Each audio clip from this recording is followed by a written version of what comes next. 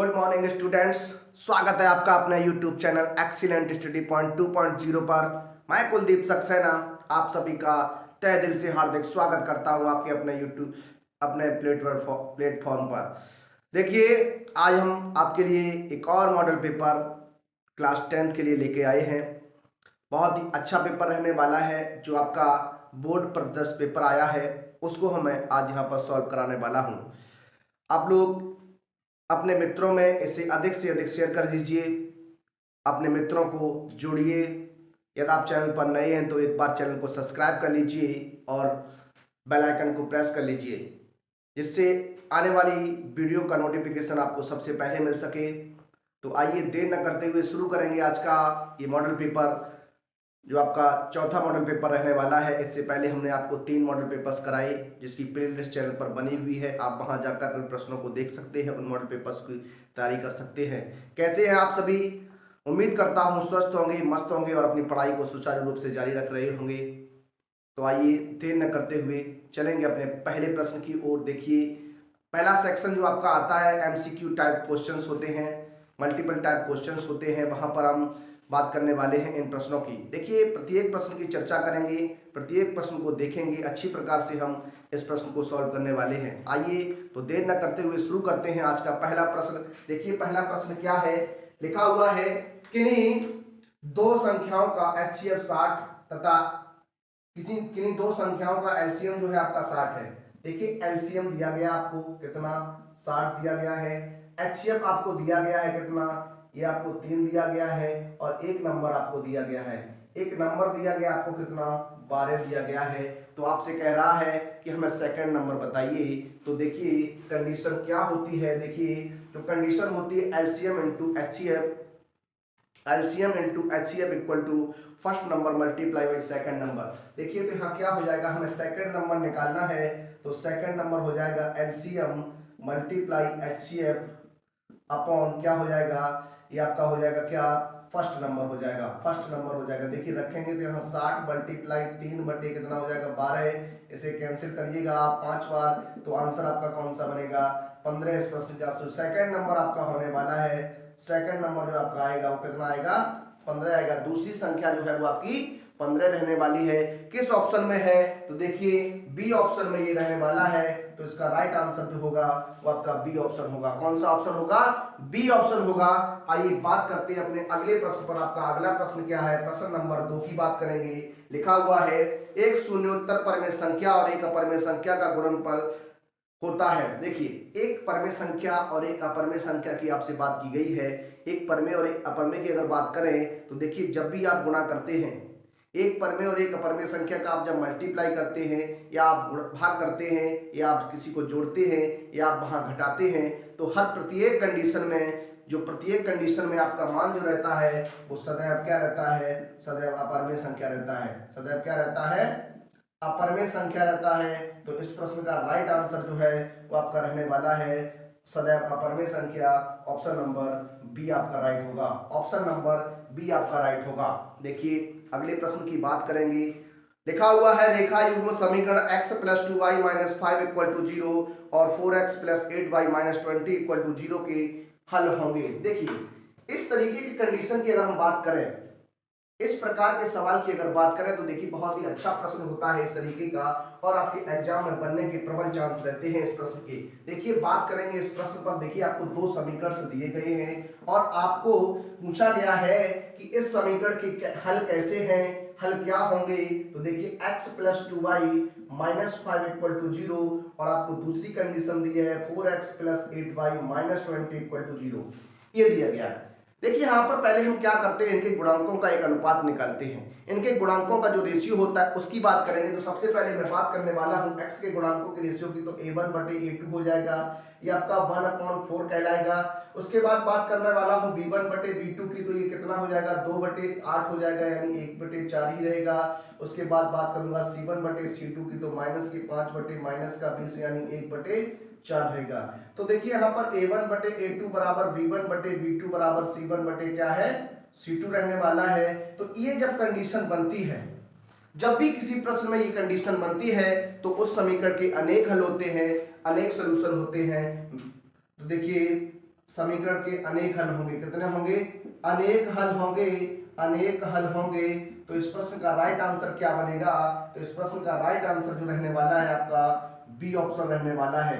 Option number B is the right answer in this question. अब बात करते हैं अपने अगले प्रश्न की। अगला प्रश्न आपका क्या है? लिखा हुआ है वह सबसे बड़ी संख्या ज्ञात करो जिससे 70 और 125 को विभाजित करने पर क्रम से 5 और 8 शेष बचता है। देखिए ये आपका जो क्वेश्चन है वो आपका एलसीएम और एचसीएफ से रिलेटेड क्वेश्चन है। आइए इस प्रश्न को हल करते हैं। देखिए 70 और 125 को भाग देने पर प्रत्येक दिशा में आपका 5 शेष बचना चाहिए। तो देखिए किस प्रकार करते हैं। जो शेष बचता है सबसे पहले मैं उसे घटा देता हूं, तो यहाँ आपका ये 65 बच जाएगा। उसके बाद आप 125 में से 7 की बात करेंगे तो ये आपका कितना बच जाएगा? क्रम से 8 शेष बचता, 5 और 8 यहाँ से 8 घटाएंगे तो ये आपका 117 बच जाएगा। कितना बच जाएगा? 117 बच जाएगा। अब हम क्या करेंगे? इन दोनों संख्याओं का एचसीएफ लेंगे। तो देखिए एचसीएफ निकालते हैं। देखिए ये एचसीएफ निकालेंगे तो 117 पहले एक बार जाएगा तो ये देखिए 65 एकम 65, यहाँ 2 बच जाएगा, यहाँ 5 बच जाएगा। ऐसे करिएगा तो ये 65 फिर एक बार जाएगा तो आपका ये हो जाएगा 52, यहाँ 13 बार। ये देखिए किस तरीके से होने वाला है। ये 52 4 बार चला जाएगा तो यहाँ पर जो बड़ी से बड़ी संख्या आपकी होगी, जो बड़ी से बड़ी संख्या होगी, बड़ी से बड़ी संख्या जो होगी वो आपकी क्या होने वाली है? वो आपकी 13 रहने वाली है। किस ऑप्शन में 13 है? देखिए option number A is the right answer होगा इस प्रश्न का। Option number A is the right answer होगा इस प्रश्न का। देखिए बहुत ही अच्छा मॉडल पेपर है, बहुत ही बढ़िया मॉडल पेपर तैयार किया गया है। आप लोग इस मॉडल पेपर को कम से कम 2 से 3 बार लगाइए और 2 से 3 बार लगाने से आपको ये मॉडल पेपर याद हो जाएगा, आप अच्छा कर पाएंगे। आप देखने वाले हैं अपने अगले प्रश्न को। देखिए प्रश्न जो है आपका 5 रहने वाला है। पांचवा प्रश्न क्या कहता है? प्रश्न नंबर 5 क्या कहता है?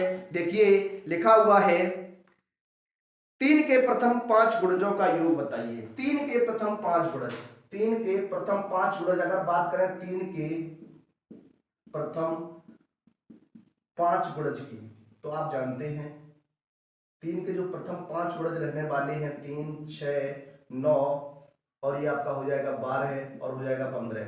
इनका आपको योग निकालना है। क्या निकालना है? योग निकालना है। तो 3 + 6 + 9 + 12 प्लस आपका 15 हो जाएगा। सबको ऐड करेंगे। देखिए 9, 6, 15, 15 ये आपका 45 रहेगा। कितना रहेगा? 45 रहने वाला है। कितना रहने वाला है? 45 रहने वाला है।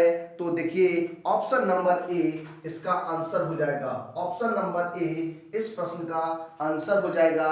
अच्छा प्रश्न था। अब देखिए बात करता हूं अगले प्रश्न की। आपका अगला प्रश्न क्या रहने वाला है? अगला प्रश्न आपका क्या कहता है?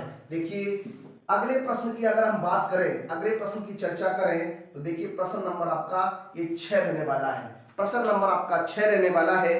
द्विघात समीकरण 2x² - 4x + 3। द्विघात समीकरण आपको दिया गया है 2x², कितना दिया है? 2x² - 4x + 3 = 0। ये बताना है। इसमें आपको निम्न कथनों पर विचार करना है। जैसे ऑप्शन नंबर ए है विविक्तर 0 से कम है। विविक्तर जो है वो 0 से कम है, मूल वास्तविक नहीं है, मूल वास्तविक नहीं है, विविक्तर 0 है और मूल वास्तविक है। तो आइए इस प्रश्न की बात करेंगे मेरे भाई। देखिए यहाँ पर जो आपका डी का मान निकालेंगे, विविक्तर निकालेंगे b² - 4ac, तो b का मान आपका -4 हो जाएगा। 4 × 2 × 3 यानी ये हो जाएगा 16 - 4 के 12 दूनी 24 यानी -8 आएगा। d > 0। देखिए d > 0 मतलब विविक्तर जो है आपका 0 से कम है और इसके मूल भी वास्तविक नहीं है।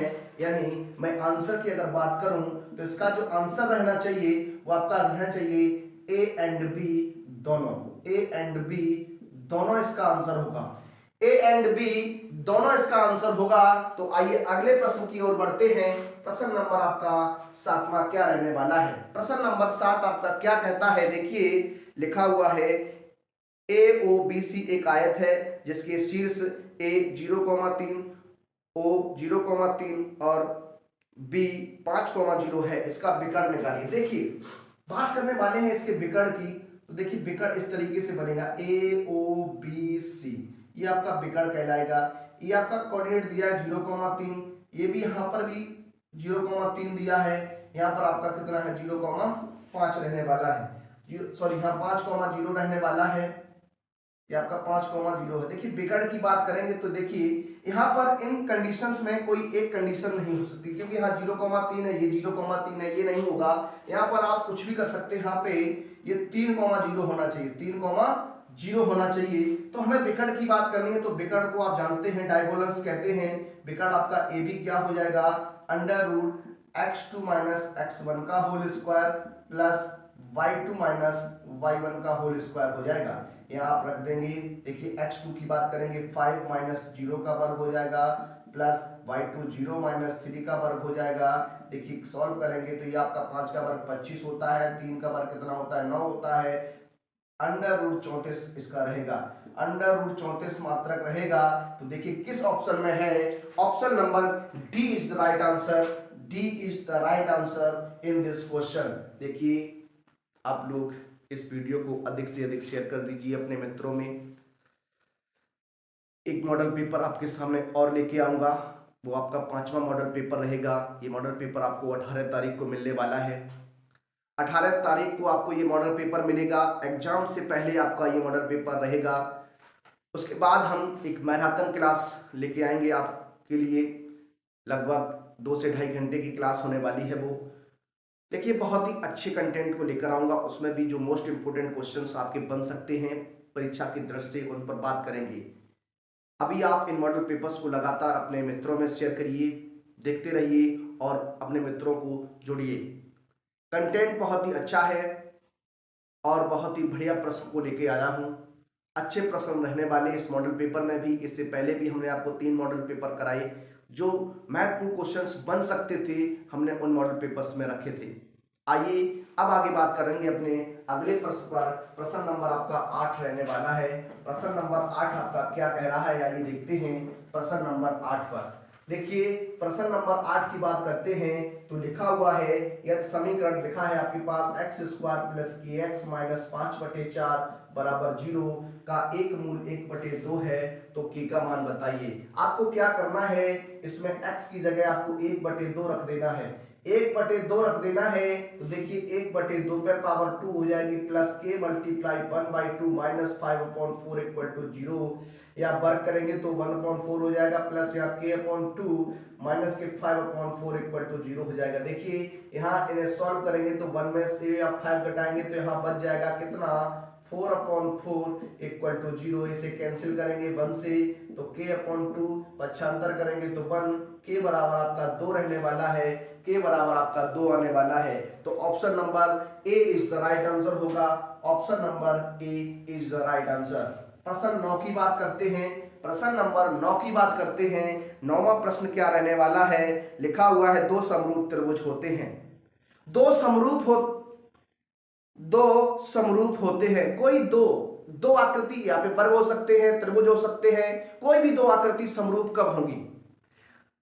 यहाँ पर दो त्रिभुज की बात की गई है, दो त्रिभुज कब समरूप होते हैं। तो देखिए दो त्रिभुज कब समरूप होंगे, यदि उनके संगत कोण बराबर हो। यदि उनके संगत कोण जो होते हैं वो बराबर होंगे, बिल्कुल सही बात है। यदि इनकी संगत भुजाओं एक ही अनुपात में होंगी, ये भी आपकी सही बात है। तो मैं कह सकता हूं इसका राइट आंसर जो बनेगा ए एंड बी दोनों इस प्रश्न का राइट आंसर रहेगा। ए एंड बी दोनों इस प्रश्न का राइट आंसर रहेगा, यानी ऑप्शन नंबर सी इसका राइट आंसर होगा। ऑप्शन नंबर सी इस प्रश्न का राइट आंसर होने वाला है, उपर्युक्त दोनों।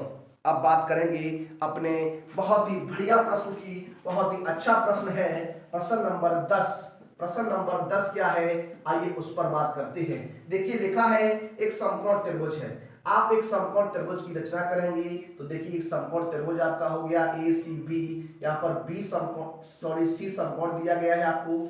उसके बाद कह रहा है बिंदु सी से खींची गई माध्यिका, बिंदु सी से खींची गई माध्यिका की लंबाई ज्ञात करो।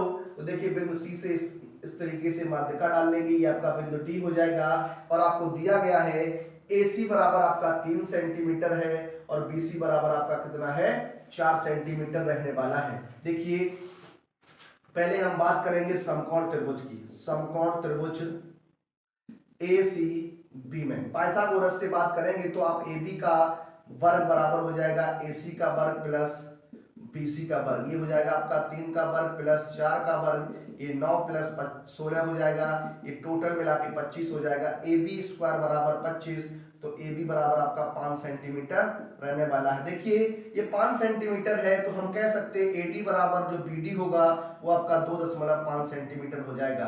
2.5 सेंटीमीटर इधर, 2.5 सेंटीमीटर इधर हो जाएगा। अब आप त्रिभुज की बात करेंगे, त्रिभुज BDC में, BDC की जब आप बात करेंगे यहाँ पर भी देखिए 90 डिग्री कोण बनेगा। तो देखिए इसके सामने ये कर्ण भुजा हो जाएगी, ये लंब भुजा, ये आधार भुजा हो जाएगी। तो देखिए किस तरीके से करेंगे, हमें देखिए यहाँ पर हो जाएगा BC स्क्वायर बराबर हो जाएगा आपका क्या, CD स्क्वायर प्लस का BD स्क्वायर। देखिए हमें CD का मान चाहिए, तो यहाँ हो जाएगा BC square minus BD square. रख दीजिए BC का मान आपका कितना है, BC का मान 4 है, BD का मान 2.5 का वर्ग हो जाएगा।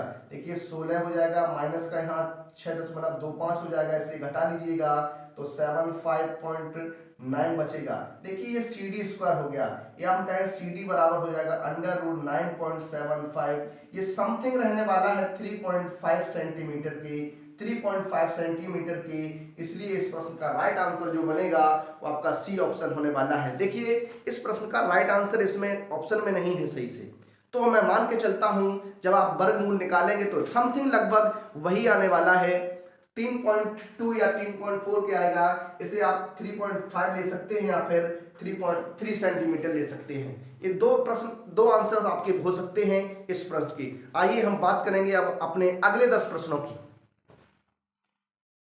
देखिए बात करते हैं अपने 11वें प्रश्न की। 11वां प्रश्न आपका क्या रहने वाला है, 11वां प्रश्न है आपका, लिखा हुआ है यदि sin theta minus cos theta बराबर 1 है तो sin की पावर 4 थीटा प्लस cos की पावर 4 थीटा का मान बताइए। देखिए यहाँ से हम थीटा की वैल्यू की बात करेंगे। सबसे पहले यहाँ वर्ग कर दीजिए। जब आप वर्ग करेंगे यहाँ तो वर्ग करने पर क्या हो जाएगा, sin square theta plus cos square theta minus का 2 sin थीटा cos थीटा बराबर आपका 1 रहेगा। इसका मान आप जानते हैं 1 होता है सर्वसमता से, तो ये sin 2 थीटा बन जाएगा इक्वल टू 1। 1 से 1 आप कैंसिल करेंगे तो माइनस का sin 2 थीटा बराबर आपका 0 हो जाएगा। तो sin 2 थीटा बराबर भी आपका 0 रहेगा, यानी sin 2 थीटा बराबर sin 0 लिख सकता हूं। तो यहाँ देखिए 2 थीटा का मान 0 है, तो आप थीटा का मान भी क्या रहेगा, 0 रहेगा।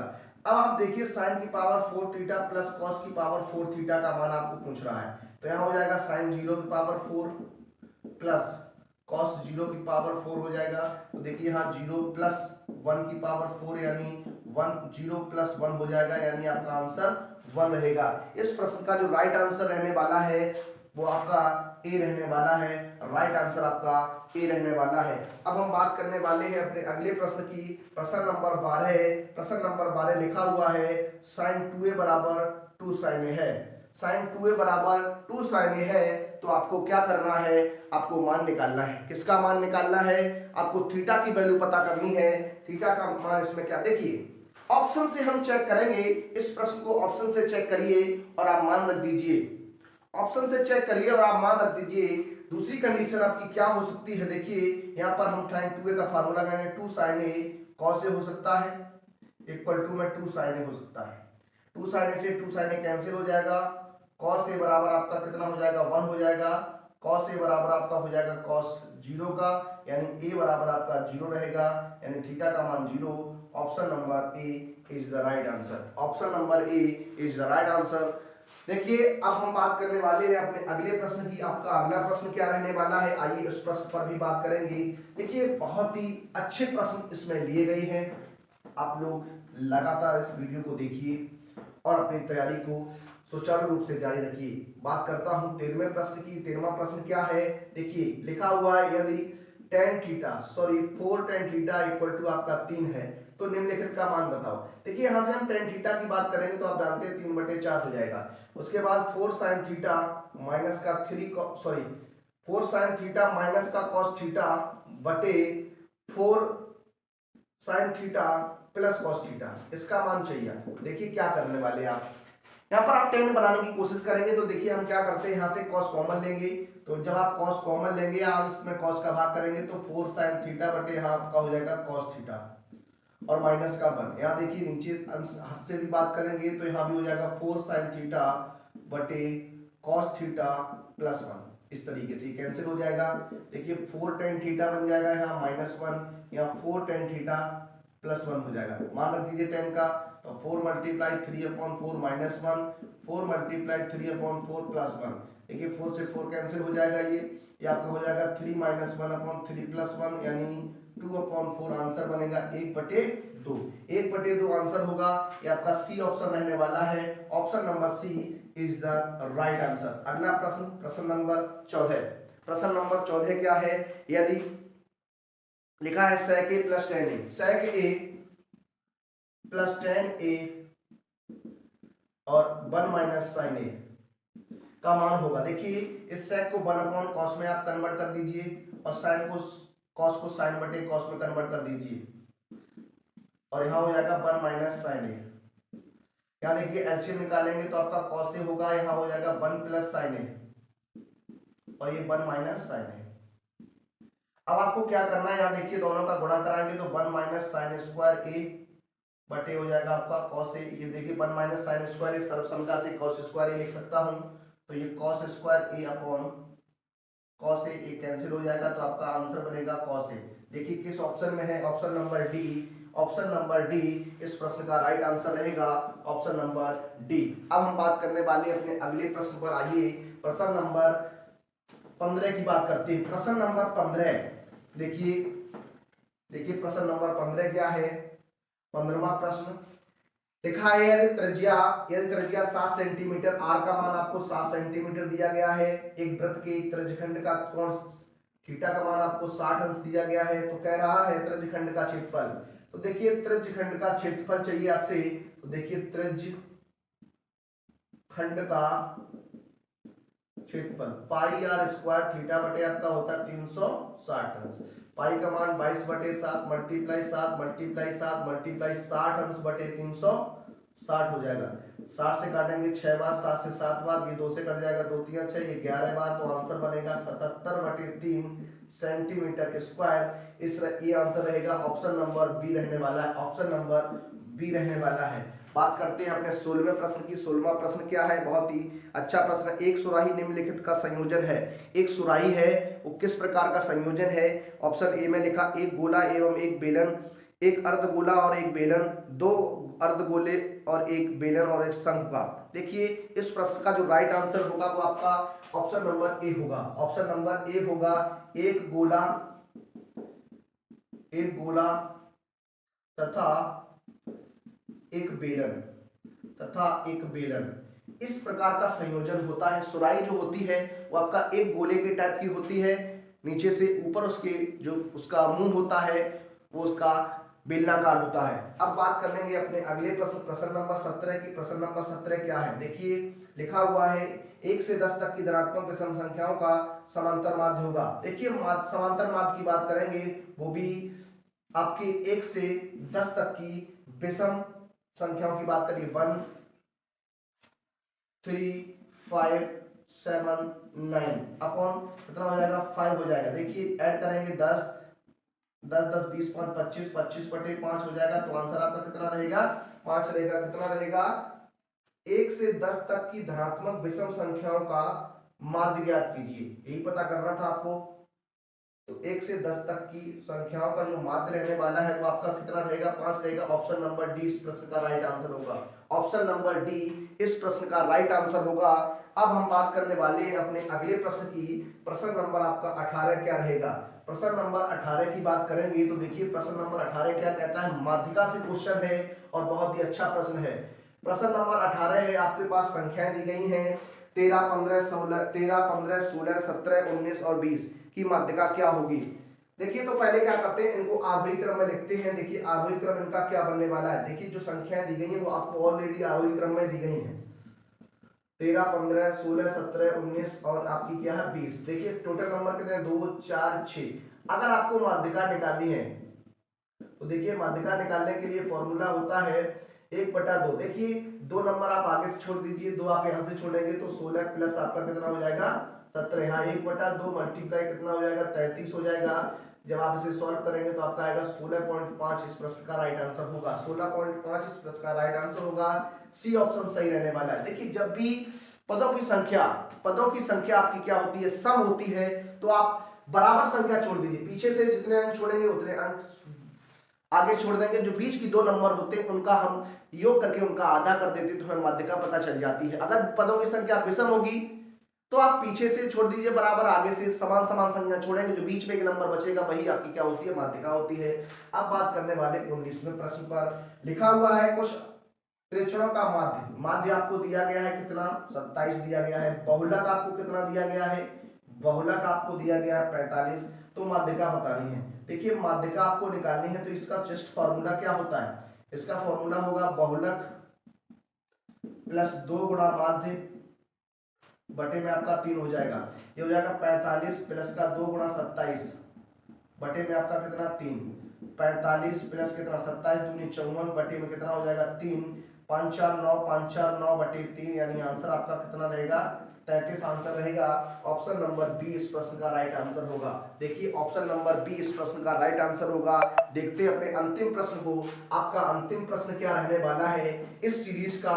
देखिए जो एमसीक्यू बेस्ड क्वेश्चंस थे उसका ये अंतिम प्रश्न है। क्या है, जब एक पासे को फेंका जाता है तो 3 से छोटी एक विषम संख्या आने की प्रायिकता बताइए। 3 से छोटी विषम संख्या, अगर 3 से छोटी विषम संख्या की बात करोगे तो वो आपकी 1 होती है। कितनी होती है, 1 होती है। विषम संख्या प्राप्त होने की प्रायिकता। देखिए पासे पर जो कुल अंक होते हैं वो आपके 6 होते हैं। कितने होते हैं, 6 होते हैं। और आपसे एक अंक की बात करना है, यानी एक विषम संख्या की, तो आंसर आपका 1/6 बन जाएगा। कितना बन जाएगा, 1/6 बन जाएगा। ऑप्शन नंबर ए रहने वाला है इस प्रश्न का राइट आंसर। तो देखिए हमने अपने जो एमसीक्यू बेस्ड क्वेश्चंस थे 20-20 क्वेश्चन थे, हमने उनका सॉल्यूशन किया। अब हम देखने वाले हैं अपने जो लिखित का पोर्शन होने वाला है उस पर चर्चा करने वाले हैं। तो आइए वहां पर शुरुआत करेंगे अपने लिखित क्वेश्चन की। तो अपने मित्रों में एक बार अधिक से अधिक से शेयर कर दीजिए। हम आपको लिखित का पोर्शन कराने वाले हैं। वीडियो को आप स्किप मत कीजिएगा, आप पूरा देखिएगा। बहुत ही अच्छा मॉडल पेपर है आपकी परीक्षा की दृष्टि से। आइए देखते हैं आगे।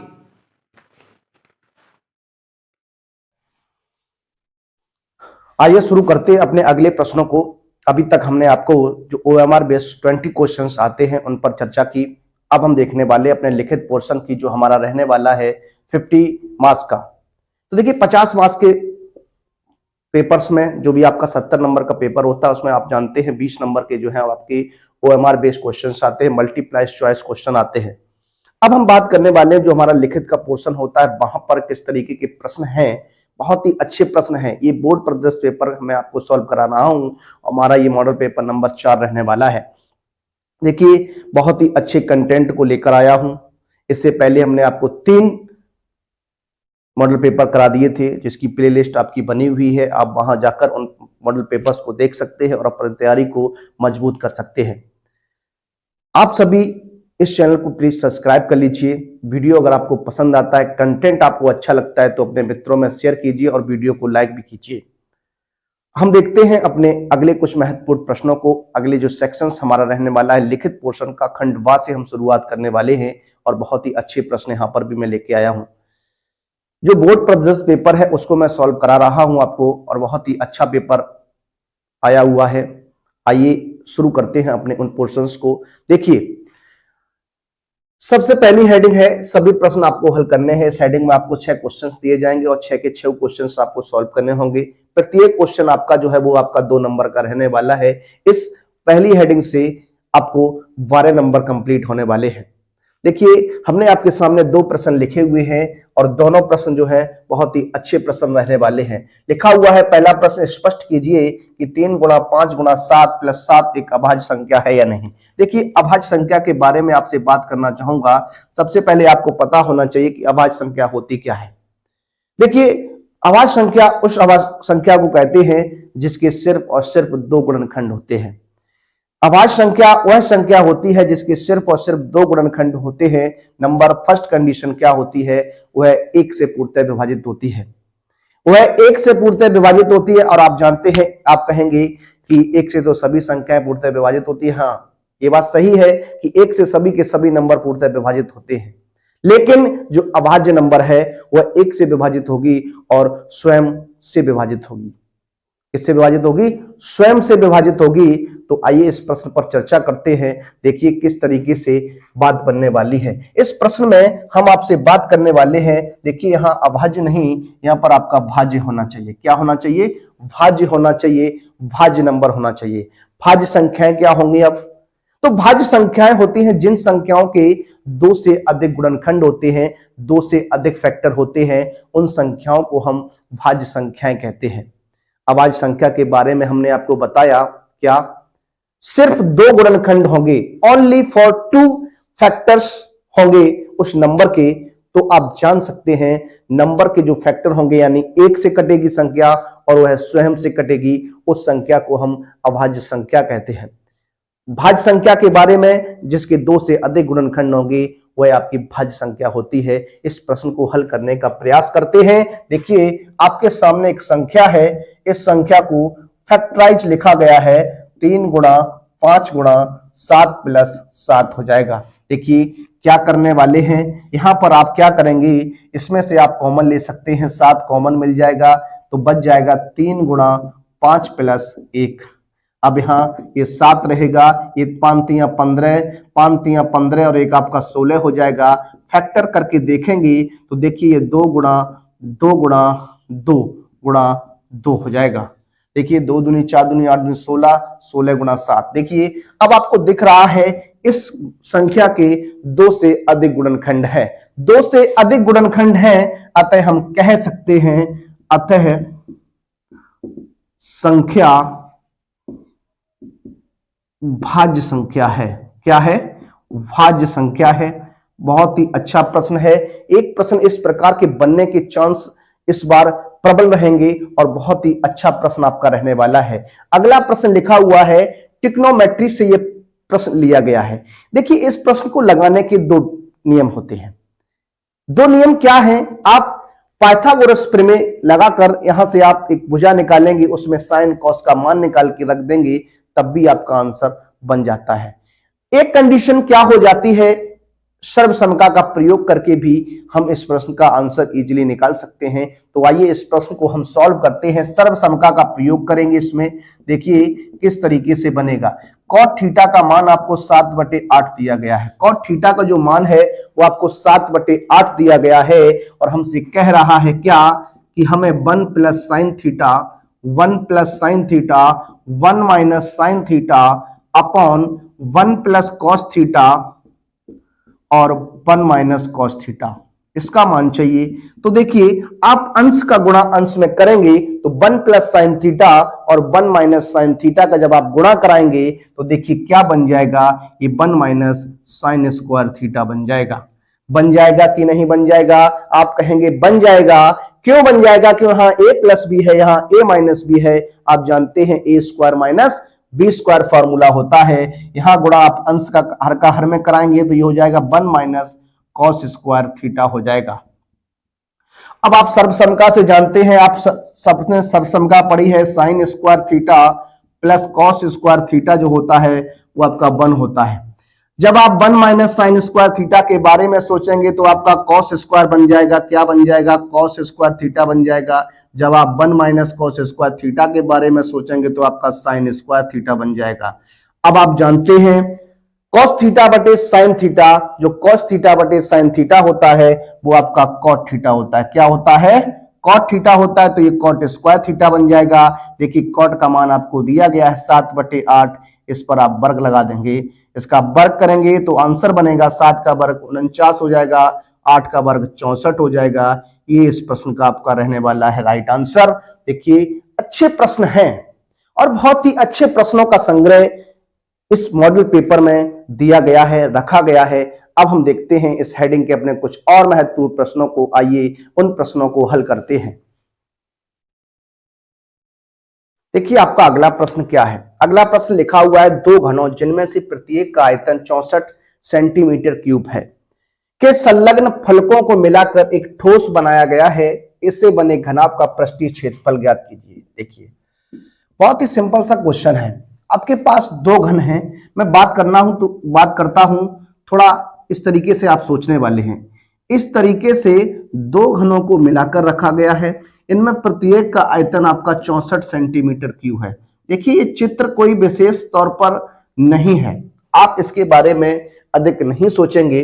अब बात करता हूं इस प्रश्न पर। देखिए जो घन का आयतन है वो आपको यहां दिया गया है कितना, 64 सेंटीमीटर क्यूब दिया गया है।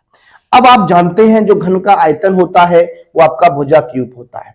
घन का आयतन जो होता है वो भुजा क्यूब होता है, यानी यहां आपका भुजा क्यूब हो जाएगा। भुजा क्यूब इक्वल टू 64 हो जाएगा, यानी लिख सकता हूं ए क्यूब इक्वल टू 64। तो ए का मान जो आपका रहेगा वो आपका 4 सेंटीमीटर रहेगा। कितना रहेगा, 4 सेंटीमीटर रहेगा। कितना रहेगा, 4 सेंटीमीटर रहेगा।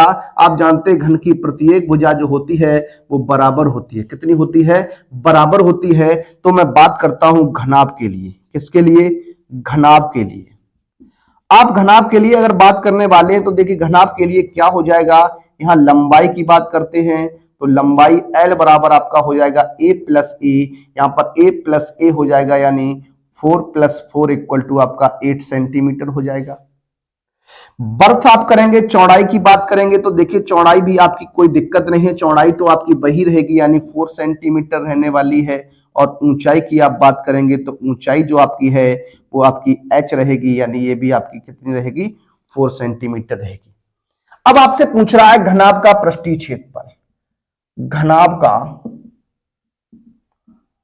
पृष्ठीय क्षेत्रफल, इस पर बात होगी तो आप जानते हैं 2 bracket L B plus B H plus आपका एच एल होता है।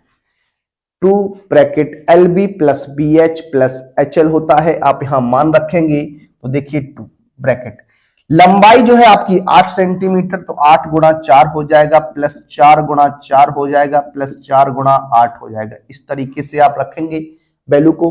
सॉल्व करने वाले हैं, सॉल्व करेंगे, देखिए कितना बनेगा, 2 8 का गुणा 4 में तो ये 32 हो जाएगा, 4 का 4 में तो 16 हो जाएगा, 4 का 8 में 32 हो जाएगा। जब इसे आप ऐड करेंगे देखिए 32 32 64 64 और 16 80 हो जाएगा। गुणा करेंगे तो 160 सेंटीमीटर स्क्वायर आपका राइट आंसर बनेगा। इस प्रश्न का राइट आंसर जो रहने वाला 160 सेंटीमीटर स्क्वायर रहने वाला है। आइए देखते हैं अपने अगले प्रश्न को। आइए देखिए अगले प्रश्न पर चर्चा करते हैं। लिखा हुआ है निम्न आंकड़ों का समांतर माध्य ज्ञात कीजिए। आपको यहां पर माध्य निकालना है, समांतर माध्य की चर्चा करनी है। देखिए यहां पर हम एक आपके सामने बारंबारता सारणी बनी हुई है, इस सारणी को हम इस प्रकार से बनाते हैं। तो सब इस प्रकार का अगर आपके पास सवाल आता है एग्जाम में तो आप सारणी को इसी प्रकार बनाएंगे। वर्ग अंतराल होगा आपका, उसके बाद आपको बारंबारता दी गई है, फ्रीक्वेंसी दी गई है। फिर आपको क्या करना है, यहां पर आपको मध्यमान निकाल लेना है, मध्यमान ये आपका हो जाएगा। फिर आपको क्या करना, देखिए इस तरीके से ये आपका f होता है, मध्यमान को आप x से रिप्रेजेंट करते हैं, फिर आपको f मल्टीप्लाई x के बारे में सोचना होता है। देखिए ये इस तरीके से बनने वाला है, इस तरीके से आप एक सारणी बनाएंगे। अब देखिए यहां पर 0 से जो है 10 से लेकर आपके 20 है, 20 से आपकी 40 है, वो सॉरी 20 से 30, 30 से 40, 40 से 50, 50 से 60 और 60 से आपका 70 के बीच में वर्ग अंतराल दिया गया है। यानी यहां पर आपका 2 है, 7 है, 12 है, 15 है, 8 है और आपका कितना है, 6 है। देखिए मध्यमान निकालने का एक सीधा सा प्रोसेस है। मध्यमान निकालने के लिए आपको करना क्या होता है, जो दो नंबर आपको दिए गए हैं 10 और 20, इनको ऐड कर लेना है। ऐड करने के बाद आपको 2 का डिवाइडेशन करना है। ऐड करने के बाद आपको 2 का डिवाइडेशन करना है। जब 20 और 10 जोड़ेंगे 30 हो जाएगा, 30 में 2 का भाग करेंगे तो मेरे भाई 15 हो जाएगा। कितना हो जाएगा, 15 हो जाएगा। इसी प्रकार इनको ऐड करेंगे 30 और 20, 50, 50 में 2 का भाग करेंगे तो आपका कितना आएगा, 25 रहने वाला है। इसी प्रकार से आप कर सकते हैं। अब देखिए यहां सभी नंबरों में 10 का डिफरेंस आ रहा है, यहां भी 10 का डिफरेंस है, तो आप इस पे 10 ऐड करते जाइए तो यहां आपका 35 बन जाएगा, यहां आपका 45 बन जाएगा, यहां आपका 55 बन जाएगा, यहां पर आपका कितना बन जाएगा, 65 बन जाएगा। अब आपको क्या करना है, अब आपको फ्रीक्वेंसी और माध्य का गुणा कराना है।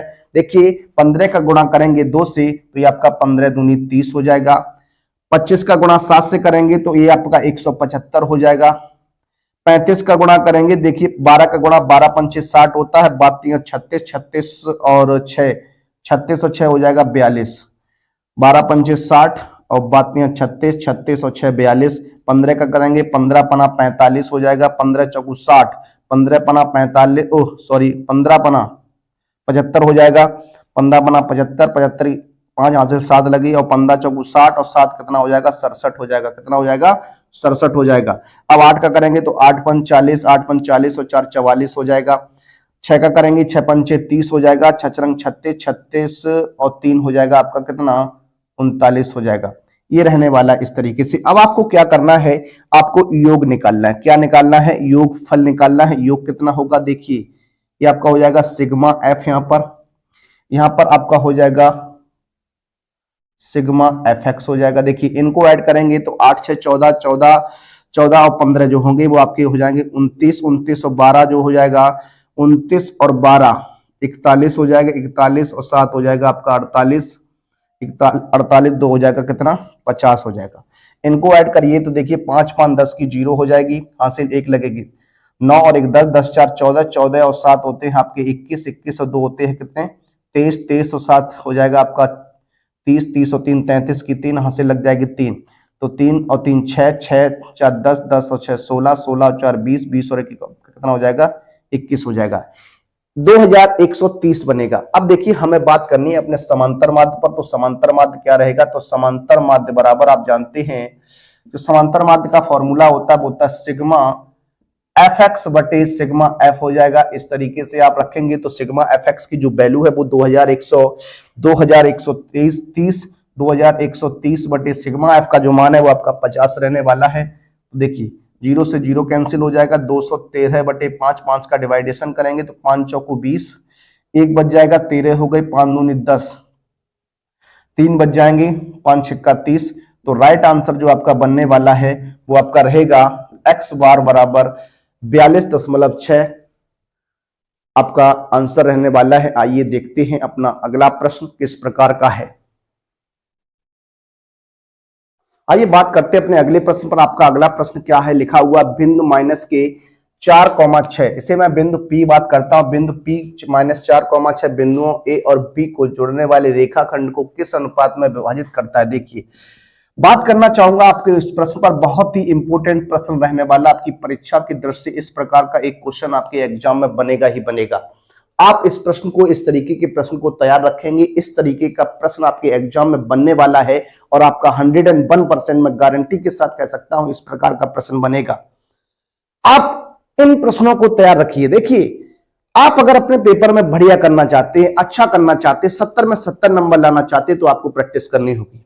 आप जितनी अधिक प्रैक्टिस करेंगे, आप क्वेश्चंस को लगाइए, आप अपने जितना भी कंटेंट आपको पढ़ाया गया है अब तक, जो भी आपने पढ़ रखा है, आप उसको एक बार रिवीजन करिए और अच्छे से तैयारी करिए। आप निश्चित ही 70 में 70 नंबर लाने का पूरा जोर लगा दीजिए और आप 70 में 70 नंबर लाने का पूरा जोर आपका रहेगा तो आप 70 में 70 नंबर ला सकते हैं और बहुत अच्छा अपने पेपर में करेंगे। मैं गारंटी के साथ कह सकता हूं, दावे के साथ कह सकता हूं, आप अपने पेपर में बहुत अच्छा करने वाले हैं और बहुत ही अच्छे नंबर आपके आने वाले हैं। देखिए इस तरीके का प्रश्न आपका बनने वाला है और आपका बनेगा ही। मैं बात करता हूं, आपके पास एक रेखा है AB, इस रेखा खंड AB का जो पहला बिंदु है माइनस के 6,10 और जो दूसरा है वो माइनस के 3,-8 है। मैं रैंडमली कहीं पर भी इस बिंदु P की बात करता हूं, जो बिंदु P है वो आपका माइनस के 4,6 है। यानी रेखाखंड AB को P जो है वो किस अनुपात में विभाजित करता है। तो आइए मैं बात करने वाला हूं अपने इस प्रश्न पर। मैं मान लेता हूं जो रेखाखंड P है वो इसे M1 अनुपात M2 के रूप में विभाजित करता है। लिखेंगे क्या, बिंदु P रेखाखंड AB को M1 अनुपात M2 में विभाजित करता है इस तरीके से। देखिए अब आप जानते हैं अंतःखंड का जो फॉर्मूला होता है M1x2 प्लस M2x1 बटे M1 प्लस M2, या फिर आप लगाएंगे M1/2 प्लस M2/1 बटे M1 प्लस M2। किसी भी कंडीशन से आप बात करिए आपका आंसर आएगा। तो मैं बात करने वाला हूं x बराबर से, तो M1x2 प्लस m2 x1 बटे m1 प्लस m2 हो जाएगा। देखिए यहां आपका ये x और y रहेगा, ये आपका x1 y1 रहेगा, ये आपका x2 y2 रहने वाला है। तो देखिए रखते हैं वैल्यू को, x का मान आपका -4 इक्वल टू m1 की जगह कुछ नहीं m1 ही रहेगा। x2 की बात करेंगे 3 हो जाएगा, m2 की जगह m2 मल्टीप्लाई x1 का बात करेंगे तो -6 अपॉन में आपका m1 प्लस क्या रहने वाला है, m2 रहने वाला है। देखिए क्रॉस गुणा कराने का प्रयास करेंगे तो ये हो जाएगा -4m1 -4m2 आ जाएगा यहाँ पर इक्वल टू 3m1 -6m2 रहेगा। देखिए m1 को एक तरफ कर लीजिए, m2 को एक तरफ कर लीजिए तो क्या बनेगा, देखिए -4m1 ये इधर आएगा तो -3m1 इक्वल टू -6m2, ये 4 उधर जाएगा तो +4m2 हो जाएगा। यहां आपका -7m1 इक्वल टू हो जाएगा -2m2, देखिए माइनस माइनस प्लस हो जाएगा। बात करने वाला हूं m1 बटे m2 की, तो m1 बटे m2 जो रहेगा वो आपका 2/7 रहेगा। तो ये देखिए किस तरीके से बनेगा, m1 अनुपात जो m2 रहेगा वो आपका कितना रहेगा, 2:7 रहेगा। अतः हम कह सकते हैं जो बिंदु P है वो रेखाखंड AB को 2:7 के अनुपात में अंतः विभाजित करता है। अतः बिंदु P रेखाखंड AB को 2:7 के अनुपात में अंतः विभाजित करता है। तो देखिए ये रहने वाला आपका इस प्रश्न का राइट आंसर। बहुत ही अच्छा प्रश्न था, बहुत ही बढ़िया प्रश्न था, आपके एग्जाम में छपने वाला प्रश्न था। अब देखते हैं आगे के प्रश्न को, आइए शुरू करते हैं। देखिए अगले प्रश्न को देखने वाले अगला प्रश्न आपका क्या रहने वाला है, लिखा हुआ x और y में एक ऐसा संबंध ज्ञात कीजिए कि बिंदु px, y बिंदुओं a 3,6 तथा b -3,4 से समदूरी तो समान दूरी पर हो। कहने का मतलब है बिंदु P जो है वो बिंदु A और बिंदु B से बराबर दूरी पर है। तो हम लिख सकते हैं, क्या लिखेंगे, चूंकि बिंदु P जो है बिंदुओं A तथा B से बराबर दूरी पर है, बराबर दूरी पर स्थित है। तो इस तरीके से हम इसे लिख सकते हैं। तो क्या हो जाएगा हमारा, मैं मान सकता हूं कि PA बराबर आपका क्या हो जाएगा, PB हो जाएगा। अगर PA बराबर PB हो जाएगा तो हम ये भी कह सकते हैं PA स्क्वायर बराबर आपका क्या हो जाएगा, PB स्क्वायर भी रहेगा। भाई अगर 5 बराबर 5 है तो क्या 25 बराबर 25 नहीं होगा, आप कहेंगे 25 बराबर 25 भी होगा। तो हमने वर्क कर दिया। अब डिस्टेंस बिटवीन 2 पॉइंट, दो बिंदुओं के बीच की दूरी का फार्मूला इस्तेमाल करेंगे, सूत्र इस्तेमाल करेंगे। देखिए क्या होता है, देखिए या तो आप x1 माइनस x2 का होल स्क्वायर लगाएं या तो आप x2 माइनस x1 का होल स्क्वायर लगाएं, एक बात होती है। तो देखिए यहां से हम बात करने वाले हैं, यहां से हो जाएगा आपका x2 माइनस x1 का होल स्क्वायर यानी x माइनस 3 का होल स्क्वायर हो जाएगा। इधर बात करेंगे तो y माइनस 6 का होल स्क्वायर हो जाएगा बराबर। अब आप इस तरफ बात करने वाले हैं तो देखिए x प्लस 3 कर सकते हैं, तो ये x प्लस 3 का होल स्क्वायर हो जाएगा, प्लस ये हो जाएगा y माइनस 4 का होल स्क्वायर हो जाएगा। अब आपको क्या करना है, दोनों तरफ के होल स्क्वायर को खोल देना है। तो देखिए हाँ a माइनस बी का होल स्क्वायर हो जाएगा a square plus B square हो जाएगा, माइनस का 2ab हो जाएगा, प्लस की बाई स्क्वायर प्लस के 6/2 हो जाएगा, माइनस का 2 मल्टीप्लाई बाई मल्टीप्लाई 6 हो जाएगा। इधर खोलेंगे तो एक्स स्क्वायर प्लस 3/2 प्लस का 2 multiply X multiply 3 plus Y square plus 4 की पावर 2 माइनस का 2 मल्टीप्लाई बाई मल्टीप्लाई 4 हो जाएगा। देखिए यहां एक्स स्क्वायर से X square cancel, Y square से वाई स्क्वायर कैंसिल हो जाएगा, 3/2 से 3/2 कैंसिल हो जाएगा।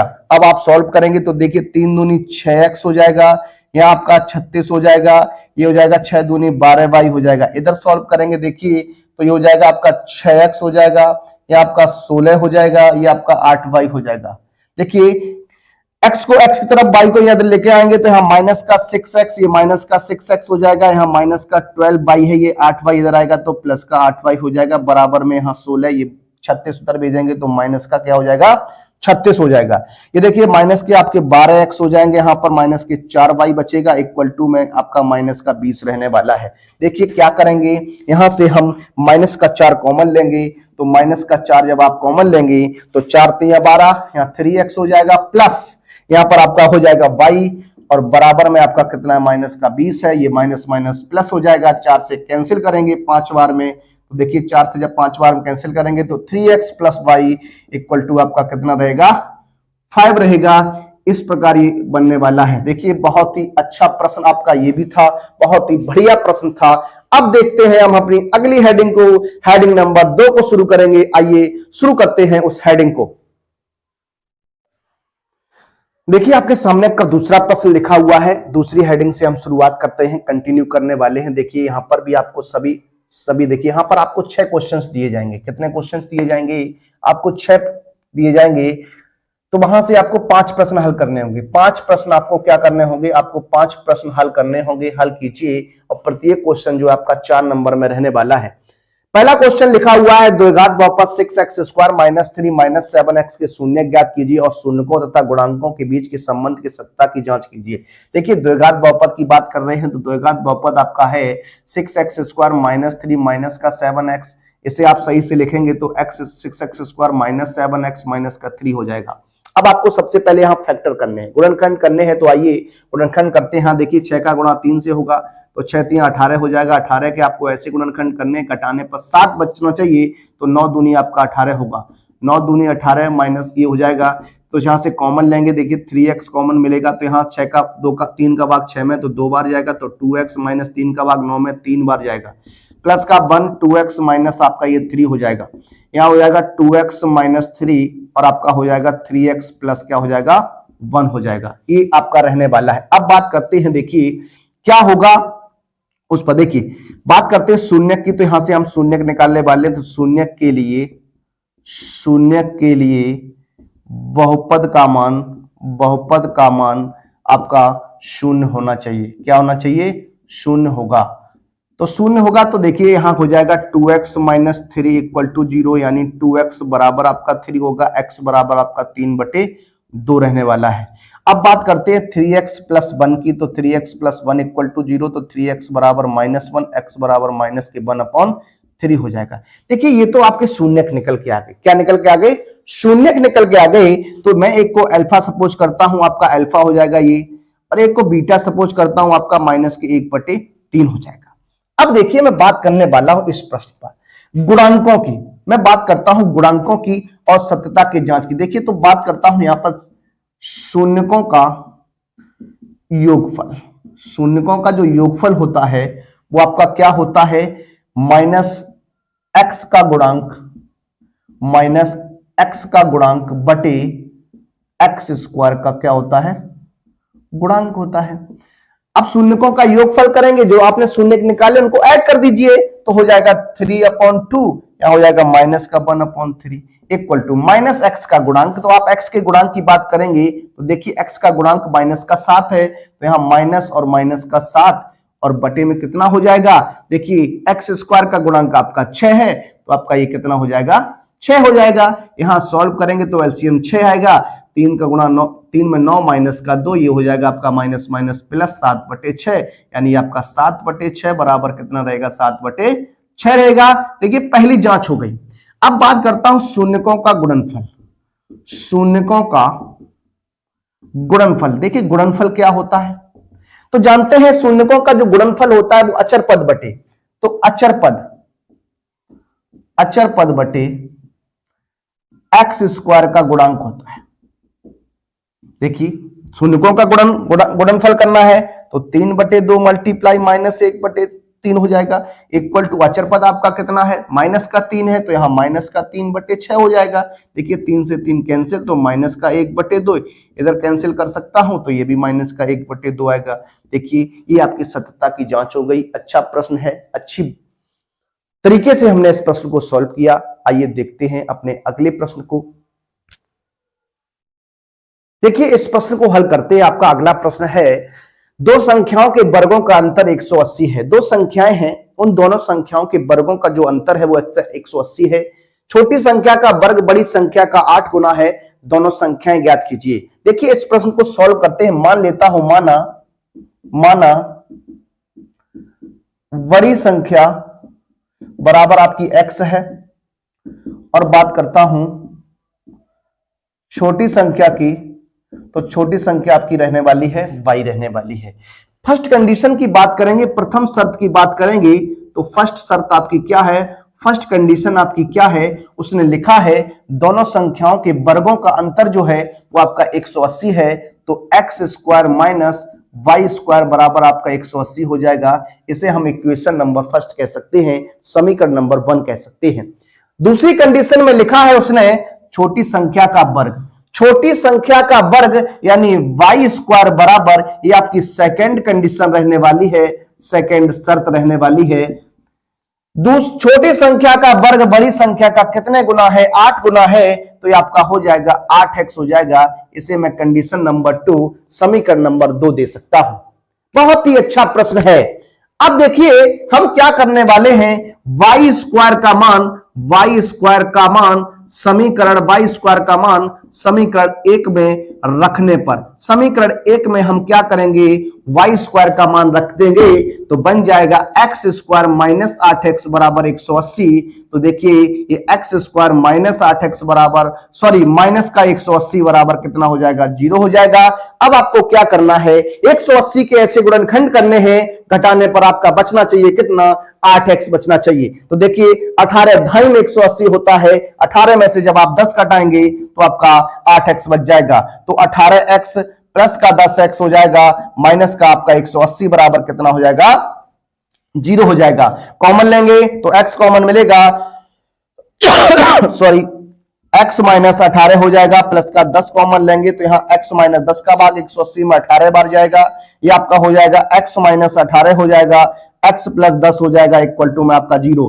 x माइनस 18 इक्वल टू 0, तो x का मान आपका कितना रहने वाला है, 18 रहने वाला है। अब देखिए क्या करेंगे, x का मान समीकरण 2 में रखने पर, समीकरण 2 में रख दीजिए तो वाई स्क्वायर बराबर आपका हो जाएगा 8 इंटू 18, तो वाई स्क्वायर बराबर आपका 144 होगा, वाई बराबर अंडर रूट 144 बनेगा, वाई का मान आपका 12 रह जाएगा। कितना रह जाएगा, 12 रह जाएगा।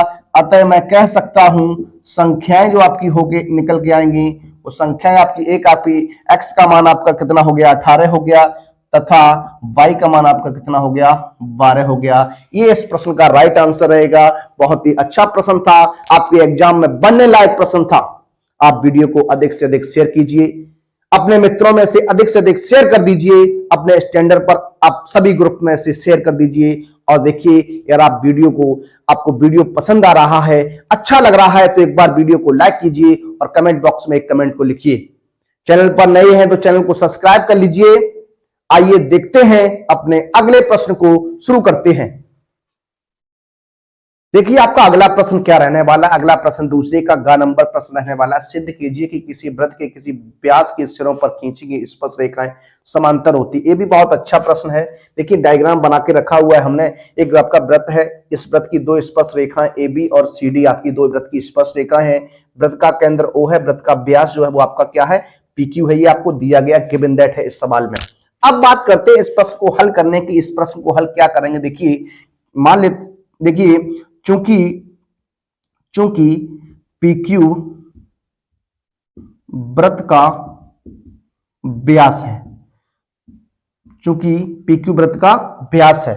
अब PQ वृत्त का व्यास अगर है तो देखिए मैं बात कर सकता हूं, चूंकि आप जानते हैं वृत्त की त्रिज्या जो होती है वो स्पर्श रेखा पर क्या होती है, लंब होती है। तो देखिए ये कोण बन जाएगा BPO, यानी कोण BPO बराबर हो जाएगा आपका किसके, ये 90 डिग्री आपका बनेगा।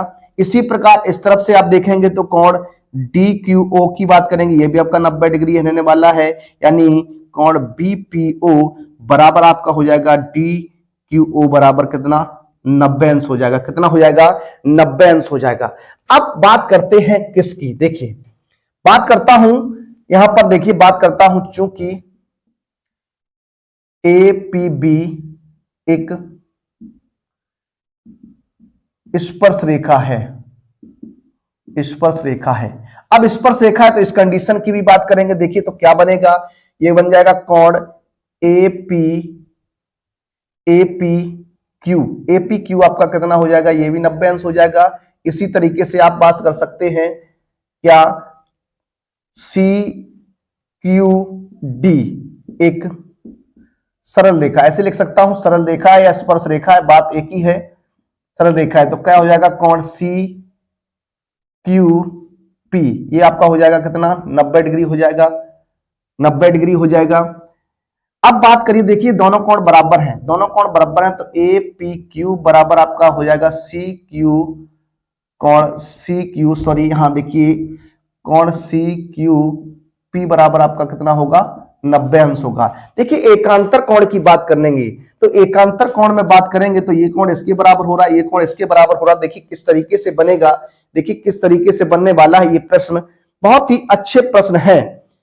तो किस तरीके से बनेगा बात करूंगा, उसमें लिखा हुआ था सिद्ध कीजिए किसी वृत्त के किसी व्यास के सिरों पर खींची गई स्पर्श रेखाएं समांतर होती हैं। तो देखिए किस तरीके से हो जाएगा। देखिए बात करता हूं इस प्रश्न पर, देखिए यहां पर कंडीशन क्या हो जाएगी, बात करता हूं। देखिए ये वाला कोण जो होगा वो इस वाले कोण के बराबर होगा, ये वाला कोण जो होगा वो इस वाले कोण के बराबर होगा। तो इसको लिखते हैं, देखिए किस तरीके से कोण पी ओ बराबर हो जाएगा आपका डी क्यू ओ बराबर ये आपका 90 अंश होगा। ऐसे करके लिख सकता हूं बी पी ओ बराबर आपका हो जाएगा C Q O equal to 90 अंश। ये दोनों जो कोण होंगे वो आपके एकांतर कोण होंगे। कैसे होंगे, एकांतर कोण होंगे, एकांतर कोण से। एकांतर कोण की जब आप बात करने वाले हैं, जब एकांतर कोण है तो हम लिख सकते हैं अतः जो ए बी होगा वो समांतर होगा किसके, सीडी के होगा। अतः जो ए बी होगी रेखा वो आपकी सीडी के क्या होगी, समांतर होगी। तो ये इस प्रश्न का राइट आंसर होगा। आइए देखते हैं अपने अगले प्रश्न को। देखिए इस प्रश्न पर बात करते हैं, सिद्ध कीजिए किसी बाह्य बिंदु से किसी वृत्त पर खींची गई स्पर्श रेखाओं के बीच का कोण स्पर्श बिंदुओं को मिलाने वाली रेखाखंड द्वारा केंद्र पर बना कोण संपूरक होता है। देखिए बहुत ही अच्छा प्रश्न है, बहुत ही आपका बढ़िया प्रश्न रहने वाला है। ये आपको सिद्ध करना है कि कोण जो है QPR, कोण QPR जो है वो कोण QOR का संपूरक कोण है या नहीं। देखिए दो संपूरक कोणों का जो योग होता है वो आपका 180 अंश होता है। तो हम अगर प्रूव कर दें क्या, कोण QPR और कोण QOR का अगर योगफल हम 180 अंश ले आए तो हम कह सकते हैं कि जो हमारा आंसर होगा वो क्या होगा, कोण QPR कोण QOR का संपूरक कोण होगा। आइए इस प्रश्न पर हम चर्चा करते हैं। उपपत्ति की बात करेंगे। उपपत्ति क्या होगी, देखिए चूंकि